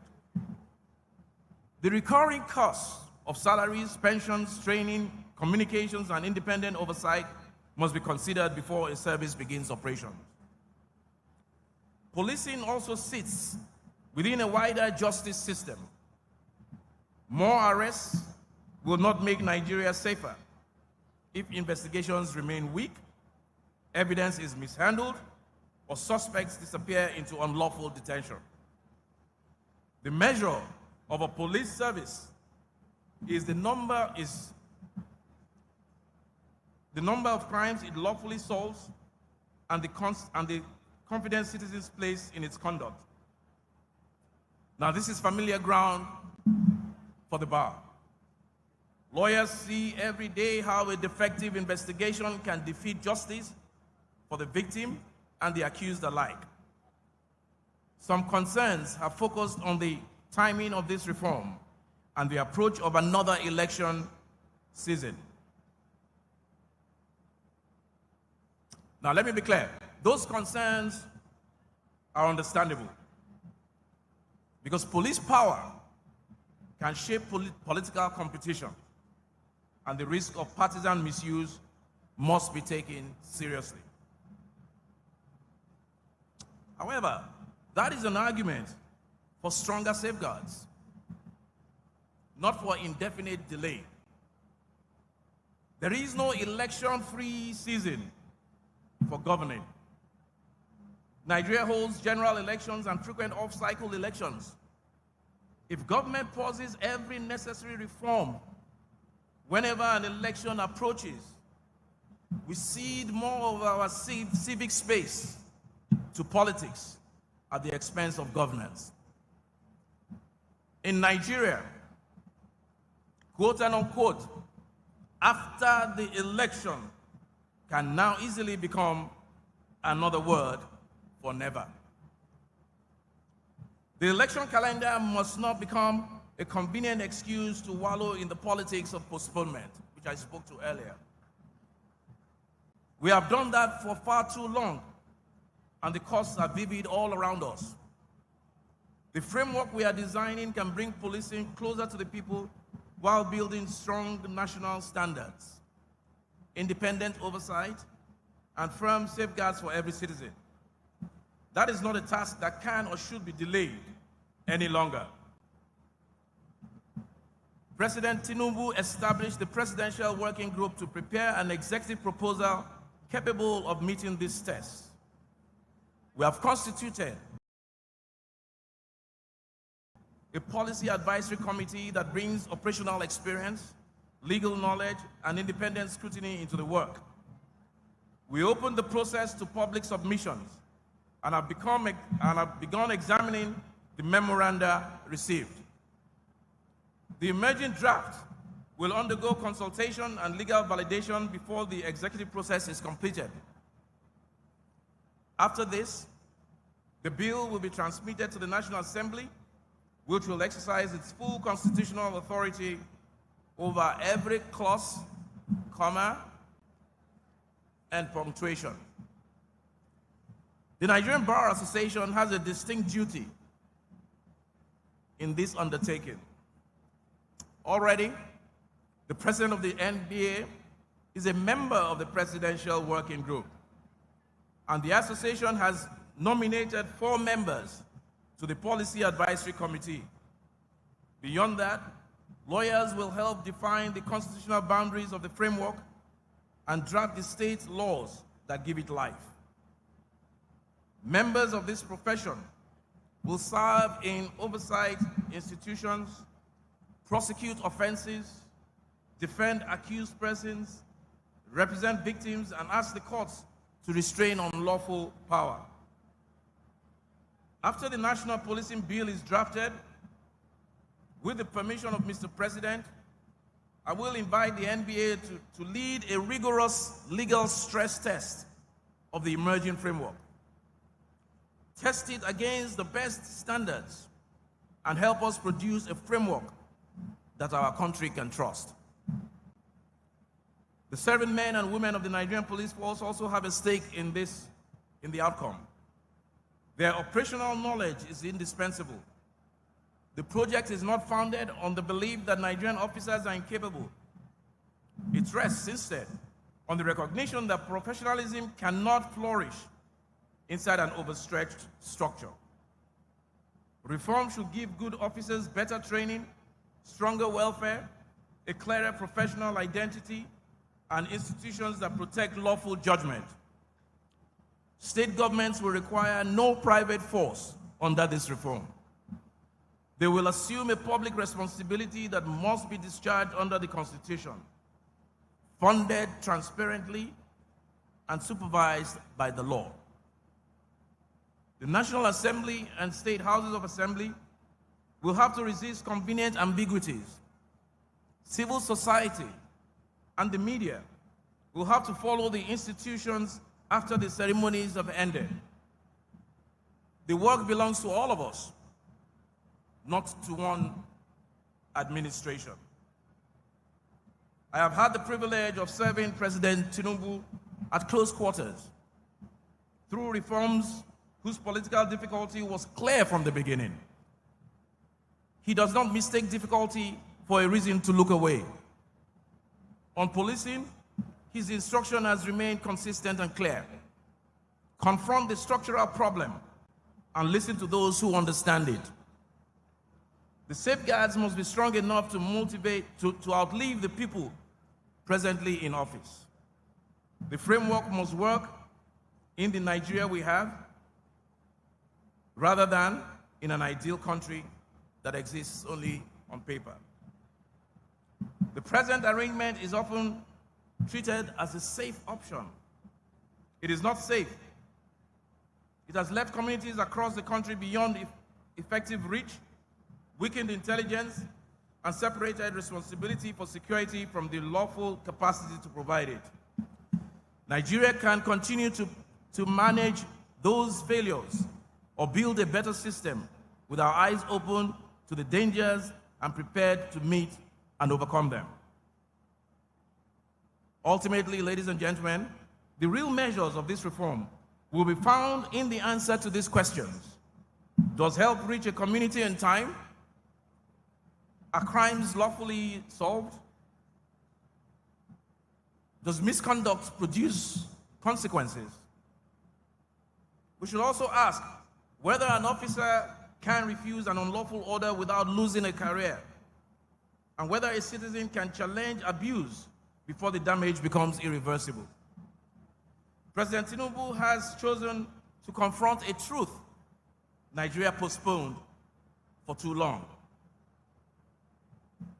The present policing architecture cannot, and I repeat, cannot carry the full weight of this country's security needs. Decentralization without discipline would multiply the danger. We therefore choose the harder course. Build greater capacity, place protection closer to the people, and subject every police service to the Constitution. When this work is done, a Nigerian in danger should be able to call the state and receive help.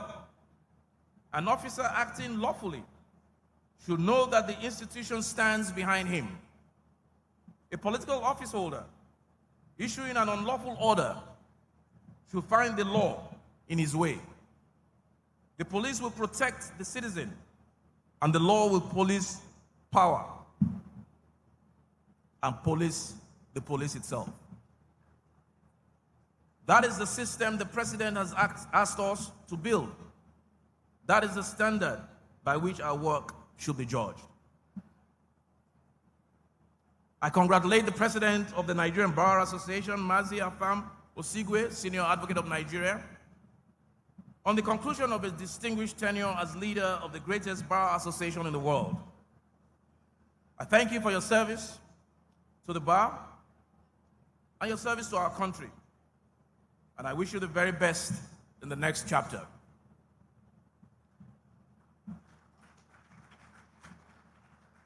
I also congratulate the incoming president, Mrs. Oyinkansola Badejo Okunsoya, Senior Advocate of Nigeria, on your emergence as the first elected female president of our bar.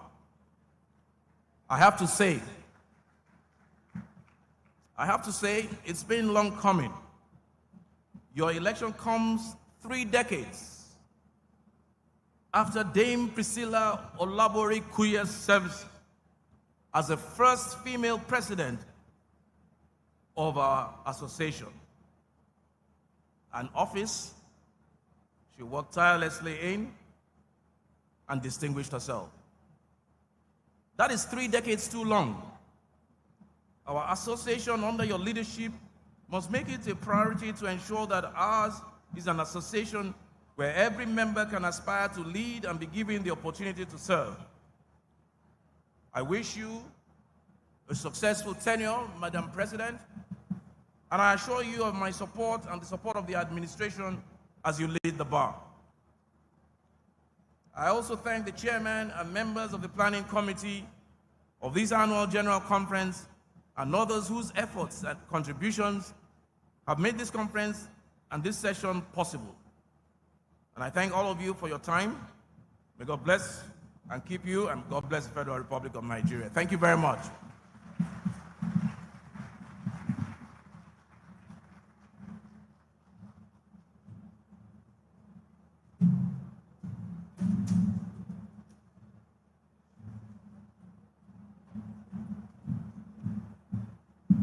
Thank you, Right Honorable Chief Femi Bajamiala, Chief of Staff to the President of Republic of Nigeria. Please, a round of applause for him. Thank you for this wonderful remark.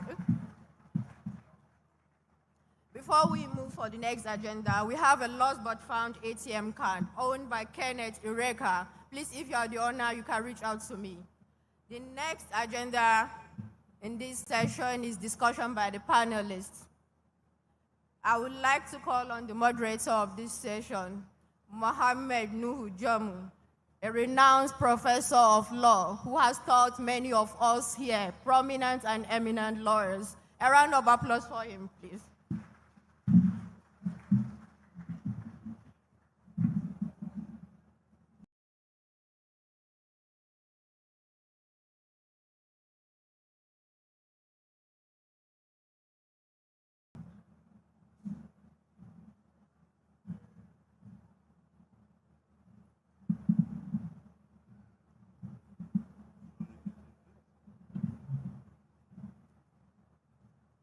Also, I'd like to call on the Senior Special Assistant to the President on Planning and Research and also Secretary Presidential Working Group on the National Policing Bill, Inadube Mogalu. Please, a round of applause for him.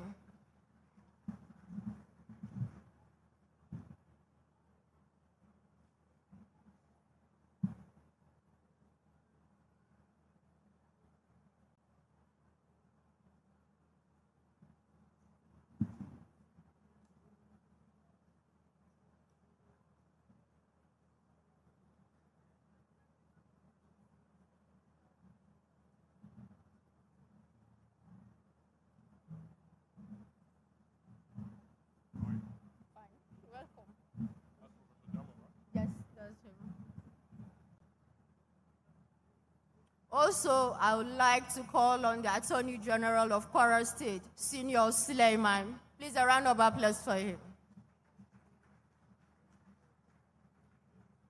At this junction, I need to pause and hand over to the moderator, Professor Mohammed Nuhu Jamu.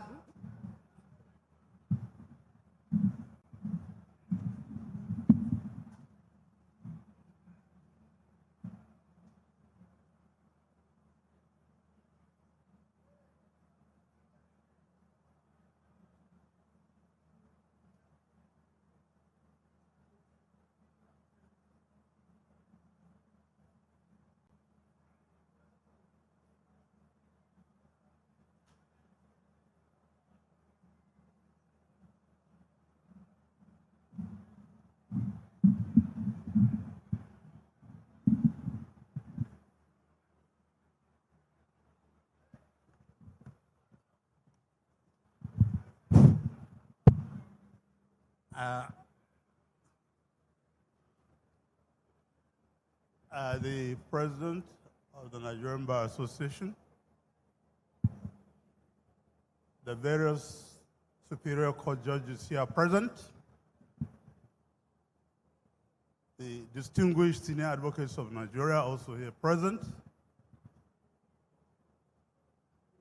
other fellow members of the bar, good afternoon.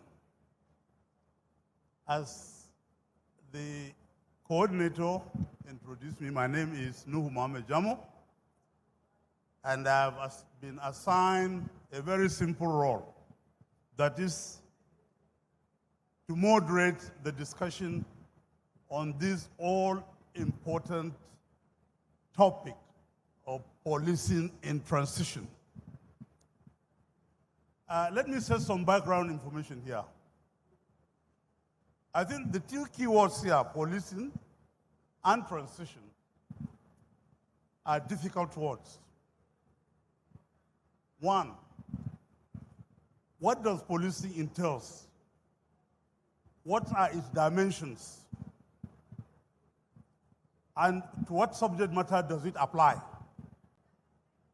You will agree with me that in the rapid changing and dynamics of the modern society, legislation in a way has not kept up with the dynamics. Legislation is always behind the changes that were ever present or coming up in the society. I think before this session, there was a presentation on artificial intelligence.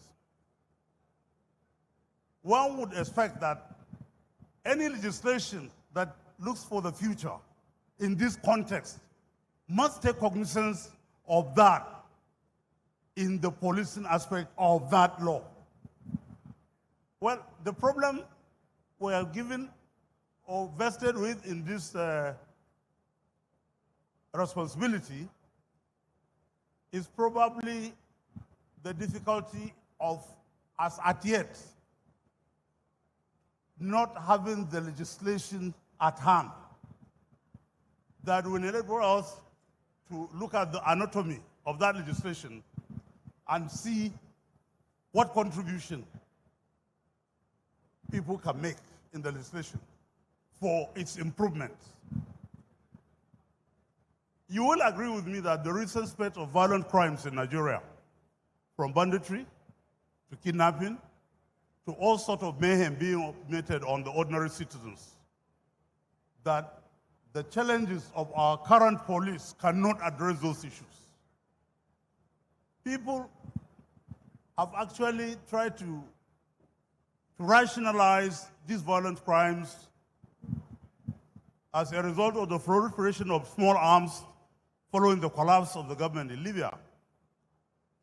But then, what did we do to secure our border in order to protect the country from, from the proliferation of these small arms?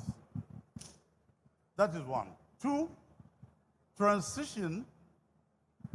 I think there are two transitions here. One, from a unified central single police force to the dual police force. That's one aspect.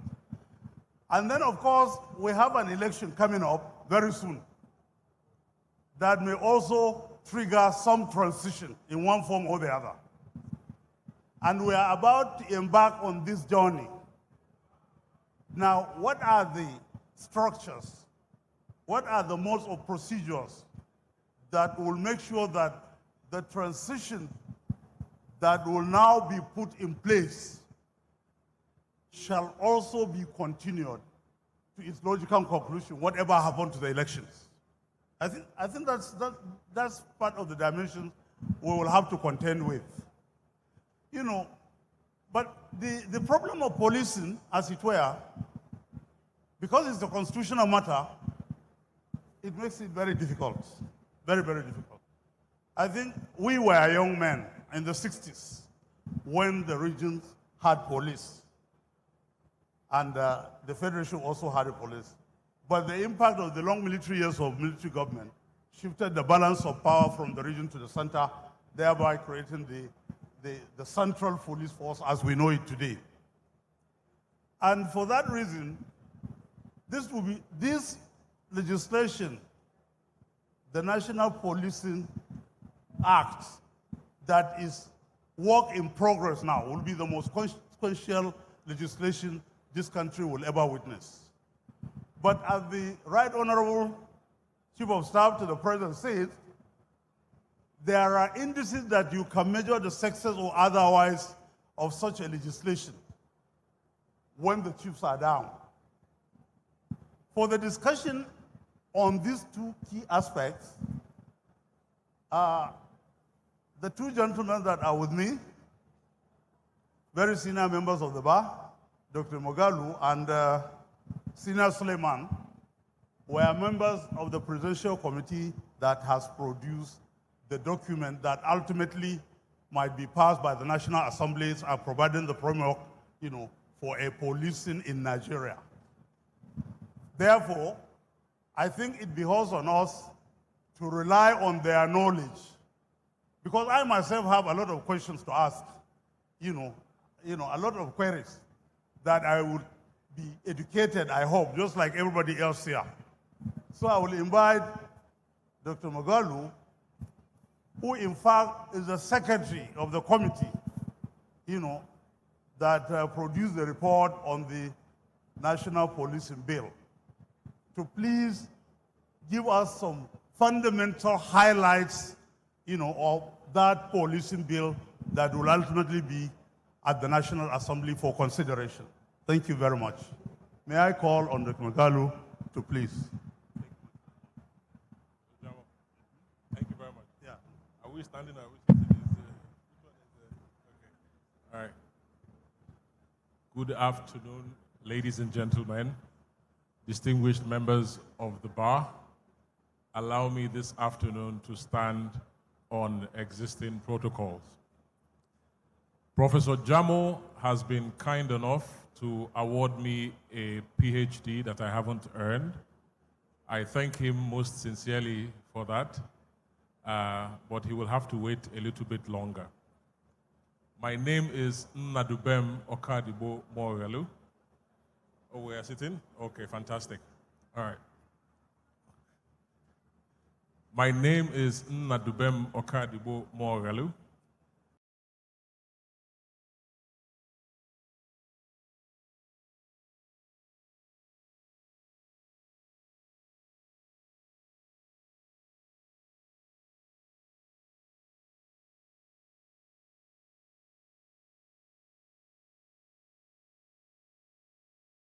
I am Senior Special Assistant to the President for Planning and Research and Secretary of the Presidential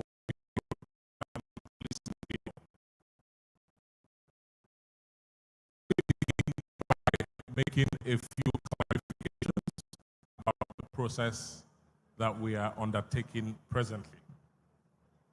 That alters our Constitution to establish a pathway for a dual policing structure. As the Chief of Staff said in his remarks, Section 214 of the Constitution of the Federal Republic of Nigeria, as it currently exists, establishes one police force for the Federation. Therefore, that before you start to think about enacting a dual police structure in the country, the first thing that needs to happen is that Section 214 has to change.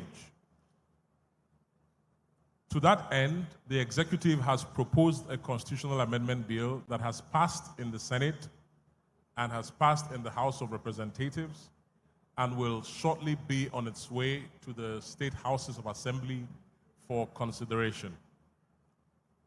We require 24 of the 36 state houses of assembly to approve that legislation before it returns to Mr. President for assent.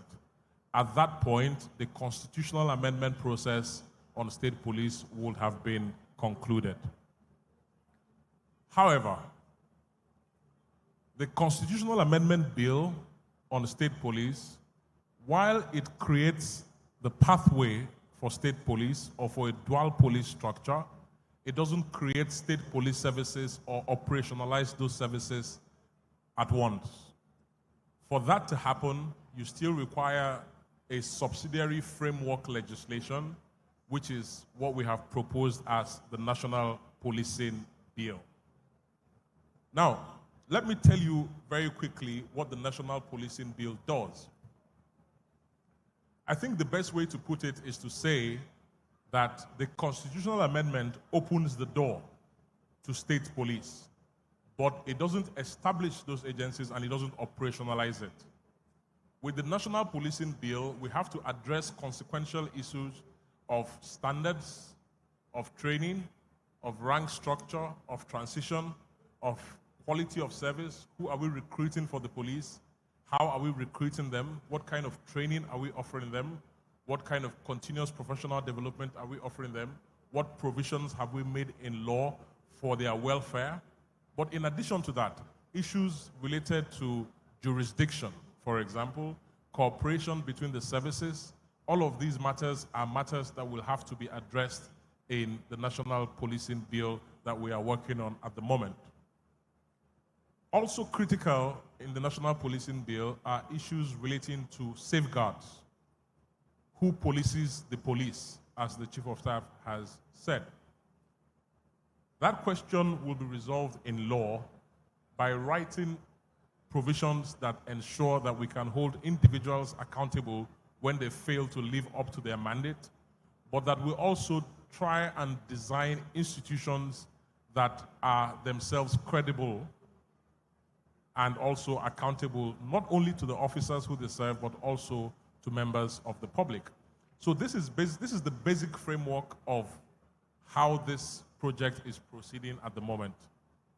Now, on the issue of what the specifics of the legislation is going to be, I don't know how many of you have had the opportunity to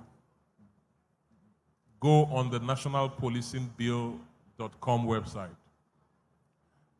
How many people in the room are aware of the nationalpolicingbill.com website? Okay. On the 3rd of August, after the President appointed the Presidential Working Group on the National Policing Bill, under the chairmanship of the Chief of Staff, the working group decided to launch a collaborative and open process to drive the development of this legislation. To that end, on the 3rd of August, we announced a national call for memoranda and for submissions from members of the public. We also launched the nationalpolicingbill.com website as a public information portal to provide every information anybody needs on this bill, what is going to go into the bill, how it is going to be written, what problems we are trying to solve, and how we are trying to solve those problems. We ran advertisements in the newspapers and on TV for 3 weeks to get Nigerians to be interested in, to get Nigerians to be aware of what is happening and to make submissions. And we are pleased that a number of people have done so. One of the things that is important to say in this arena, and I think the Chief of Staff made that statement in his speech, is the scale of what we are trying to do has not yet become clear to many, many people in the country, and even to lawyers like ourselves in the room who should be paying attention more so than anybody else. But we are not trying to establish 36 new departments of government. What we are doing, in effect, is that we are rewriting the constitutional order as it relates to the lawful use of force in Nigeria. This is consequential. This matters. And I hope that we will be paying, those people who are not paying attention already will begin to pay attention to this process. And those who are paying attention to the process, I hope will continue to be involved in that process. And I hope that we recognize that the world that exists today, as far as policing is concerned, will not exist as a consequence of this legislation. When this process is complete, the universe of our policing, the universe of our national security will have been permanently rewritten.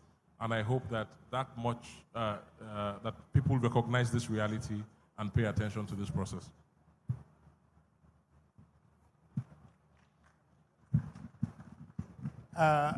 Thank you very much, Mr. Magolu. You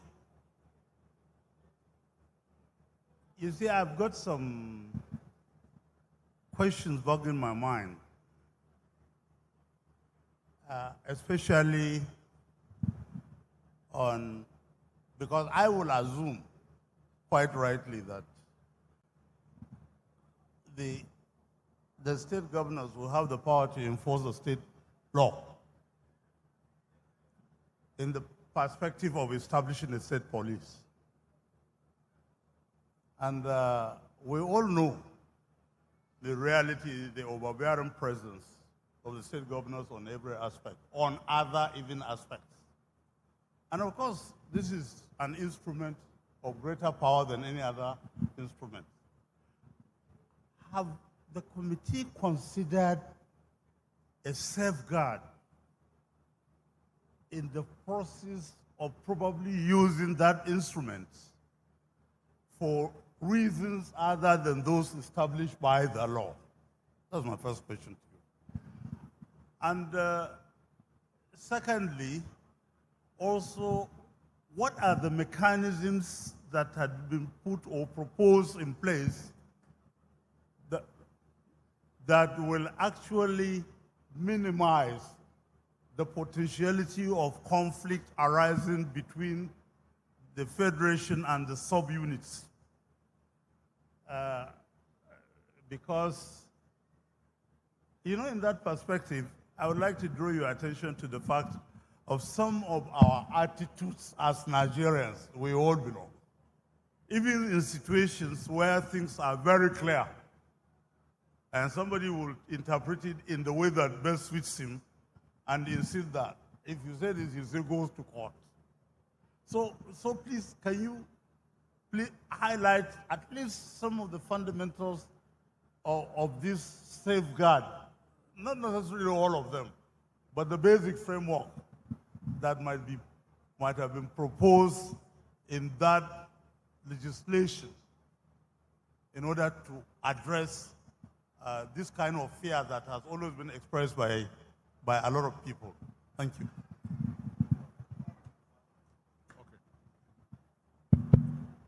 Okay.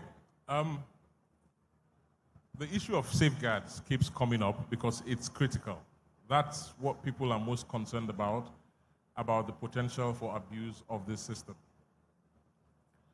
Now, in the constitutional amendment that has already been proposed, a number of safeguards are already proposed in that legislation.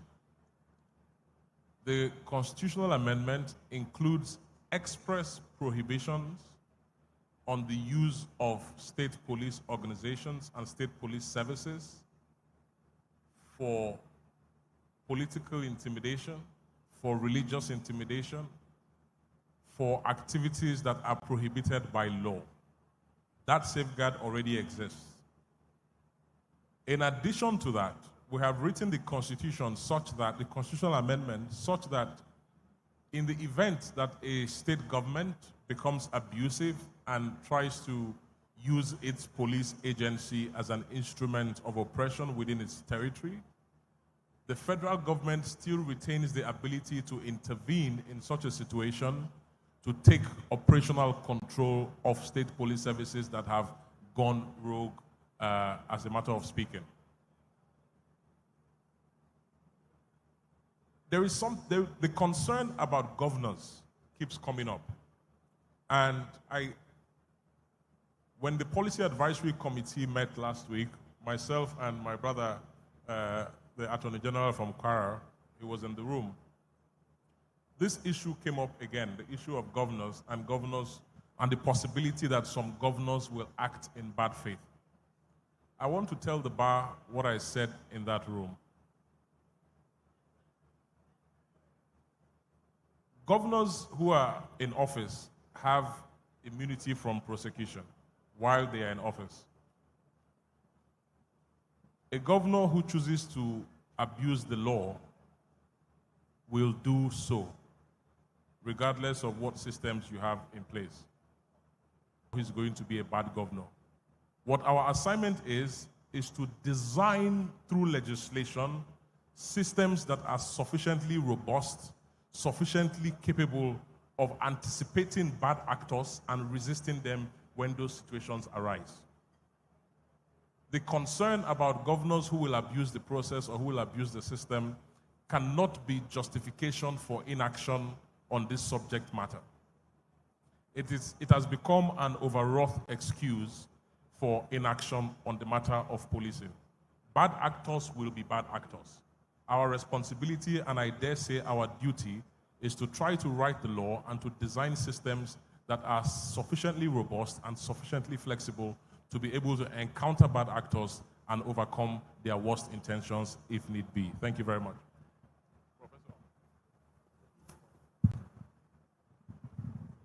Thank you very much. Unfortunately, you know, when the session is beginning to gather steam, I've been told that we have a dearth of time, and therefore we must find a way to round it up. But nevertheless, thank you very much, sir. As Senior Suleiman, as a member of that committee, I also want to ask one or two things. Just some, I think 72 hours ago, I heard that a certain number of state governors have spent about over 200 billion on security. And then it triggers some thought in my mind as to, okay, how will the state police be funded? Whether or not the committee has considered that and has an idea, how will it be funded? Where it is funded, will this so-called security vote continue to exist, as it were, as an unaccounted fund? Or perhaps because the central government has shaded some of its responsibility, will also shade up part of its share of the federation account allocation. I think these are germane issues that probably. That's one. Two, I would also like you to elucidate whether or not you have considered the implications of this state police to the bar as one, okay? And probably, you know, with the courts as well at the state and lower levels. Thank you very much. Thank you very much, Prof. I would like to align myself on the plank of protocols. It's always challenging when you have to speak after the first two speakers. That is Professor Nur Mohamed Jamu and my brother Nadubem. But before going to the two questions, I would like to support my brother Nadubem on the safeguards we are looking at, which one of them is the National Police Council. From the composition of the council as being proposed, the president is going to be the chairman, all the state governors will be members, the attorney general of the federation, the IG. Automatically, it will be that body that will propose the state police chiefs. And of course, they will regulate standard and issue licenses. They can even withdraw licensing in instances of abuse. But incidentally, when we are talking about abuse, we shouldn't only look at it from the context of the subnationals. That should not be the position. There is no body or no harm or no organ of government that cannot be abused. That is one. As regards the issue of funding, from the proposed constitutional amendment, what I saw is that a percentage that is due to the State Police Commission should be paid directly from the Consolidation Revenue Fund, should pay directly to them, just like what we have for the House of Assembly and the Judiciary at the state level, Section 121 of the Constitution. But looking at it holistically, we have to understand that security, as far as we are concerned as of today, has been the sole responsibility of the federal government, as our Constitution has put it as of today. And of course, the allocation of the federal government from FARC definitely is because of the responsibilities they are having that are giving them a humongous kind of allocation. Now, if you are dropping the substantial part of your responsibility as regards security to the state, you should be looking at also financing, not in grants. Specific financing should also be considered for the subnationals. Now, looking at how it affects the bar. Of course, the motto of the bar is promoting the rule of law. If we go further to Section 14, subsection 2B of the Constitution of the Federal Republic of Nigeria, as stated by the President of the Bar yesterday, the primary responsibility of government is protection of, giving of security and welfare to the people, which is the primary responsibility of government. Now taking it down, Nigerians are not really bothered about whether we have dual or multiple policing. No. What an average Nigerian wants, have we been able to fix the existing security gaps between the police and the policed? To what extent have we been able to guide against the abuse of human rights? So our role as lawyers is simple. All these legislations are still in the process. Some are going through public hearing, some are going to go to the national, some will go to the state. So we should take advantage of the avenue to ensure that institutions are put in place that will address these issues. Thank you very much, sir.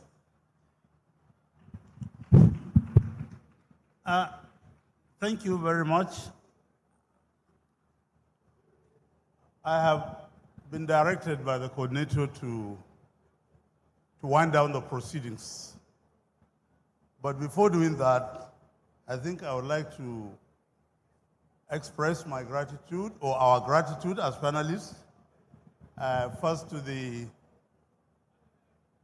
Right Honorable Chief of Staff, to the President, the Chairman of the National Police Sin Bill, and my fellow panelists, Senior Suleiman and Dr. Magolu. Dr. Magolu, I will give you the honorary one before the real one comes. Don't mind. Also, finally, to you, senior members of the bar, we say thank you for listening. This session is meant to trigger further thoughts and discussion on this most important bill this country is now considering, so that you, in your own way, will make your own contribution at the various forums that are coming along. Thank you very much. Have a good day.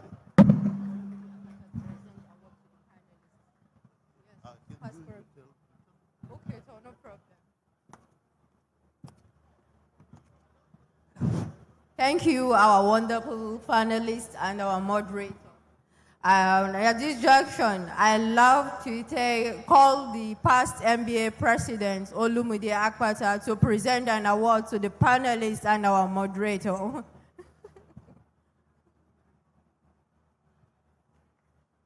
Please, a round of applause for you.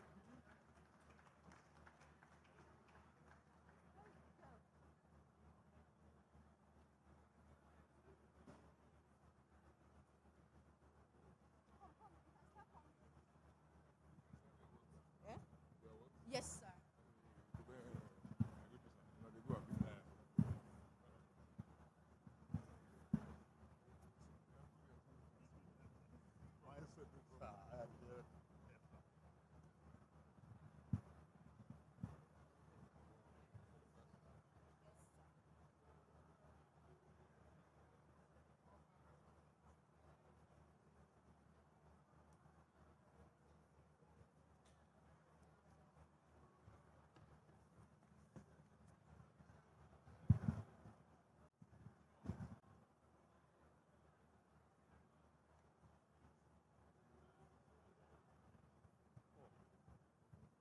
That's beautiful, sir.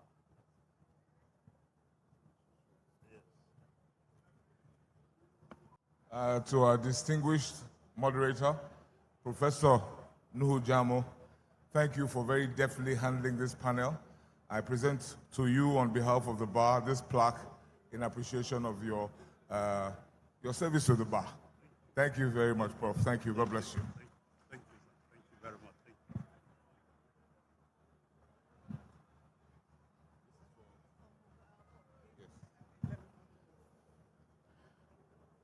To our Honorable the Attorney General of Kwara State, thank you very much for your contributions to this very important panel session, and also for the work that you're doing with the committee on this all-important piece of legislation. Thank you very much.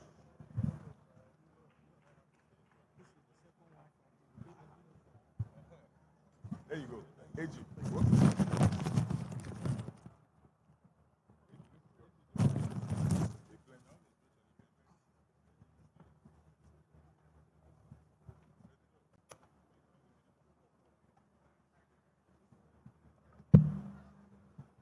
my brother, Nnadubem Moralu, one of our very silent but very effective ambassadors to government. Thank you for the good work you do, and thank you for the work you are doing on this very important piece of legislation. God bless you. Thank you very much.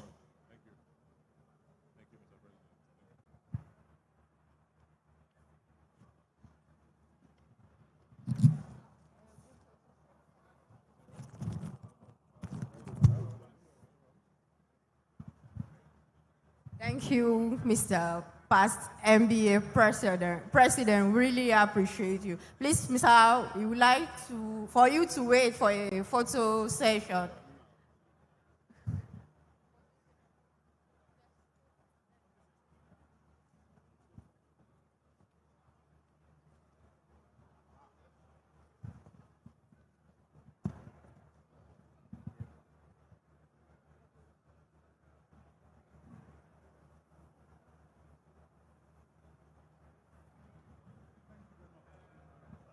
So at this junction, we have come to the end of this session. Thank you, ladies and gentlemen, and have a wonderful lunch.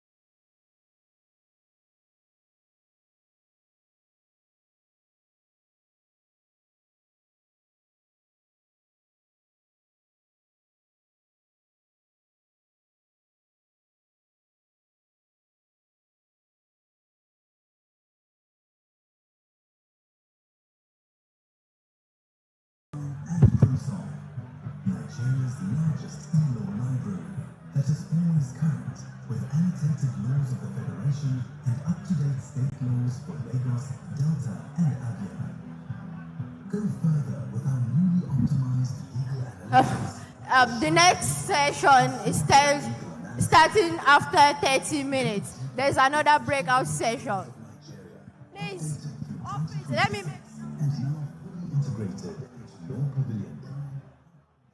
Ladies and gentlemen, the next session is starting after 30 minutes break.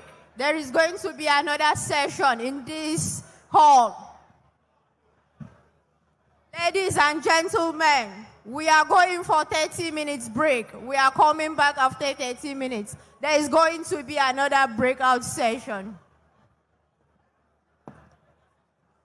Sessions!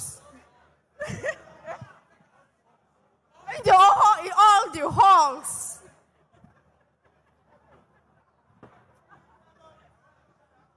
We have sessions.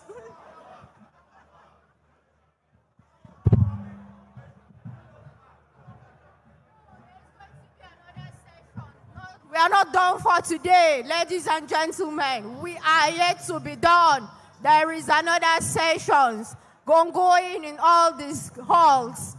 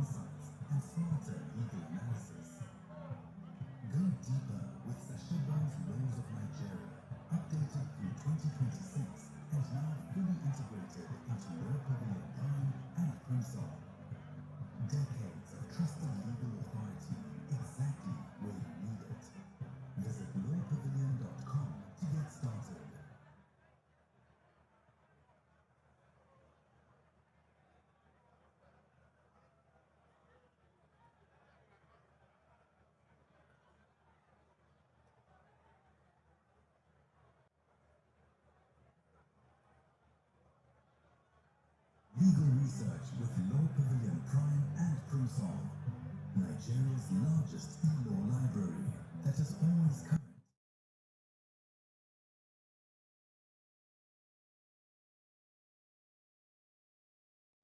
current.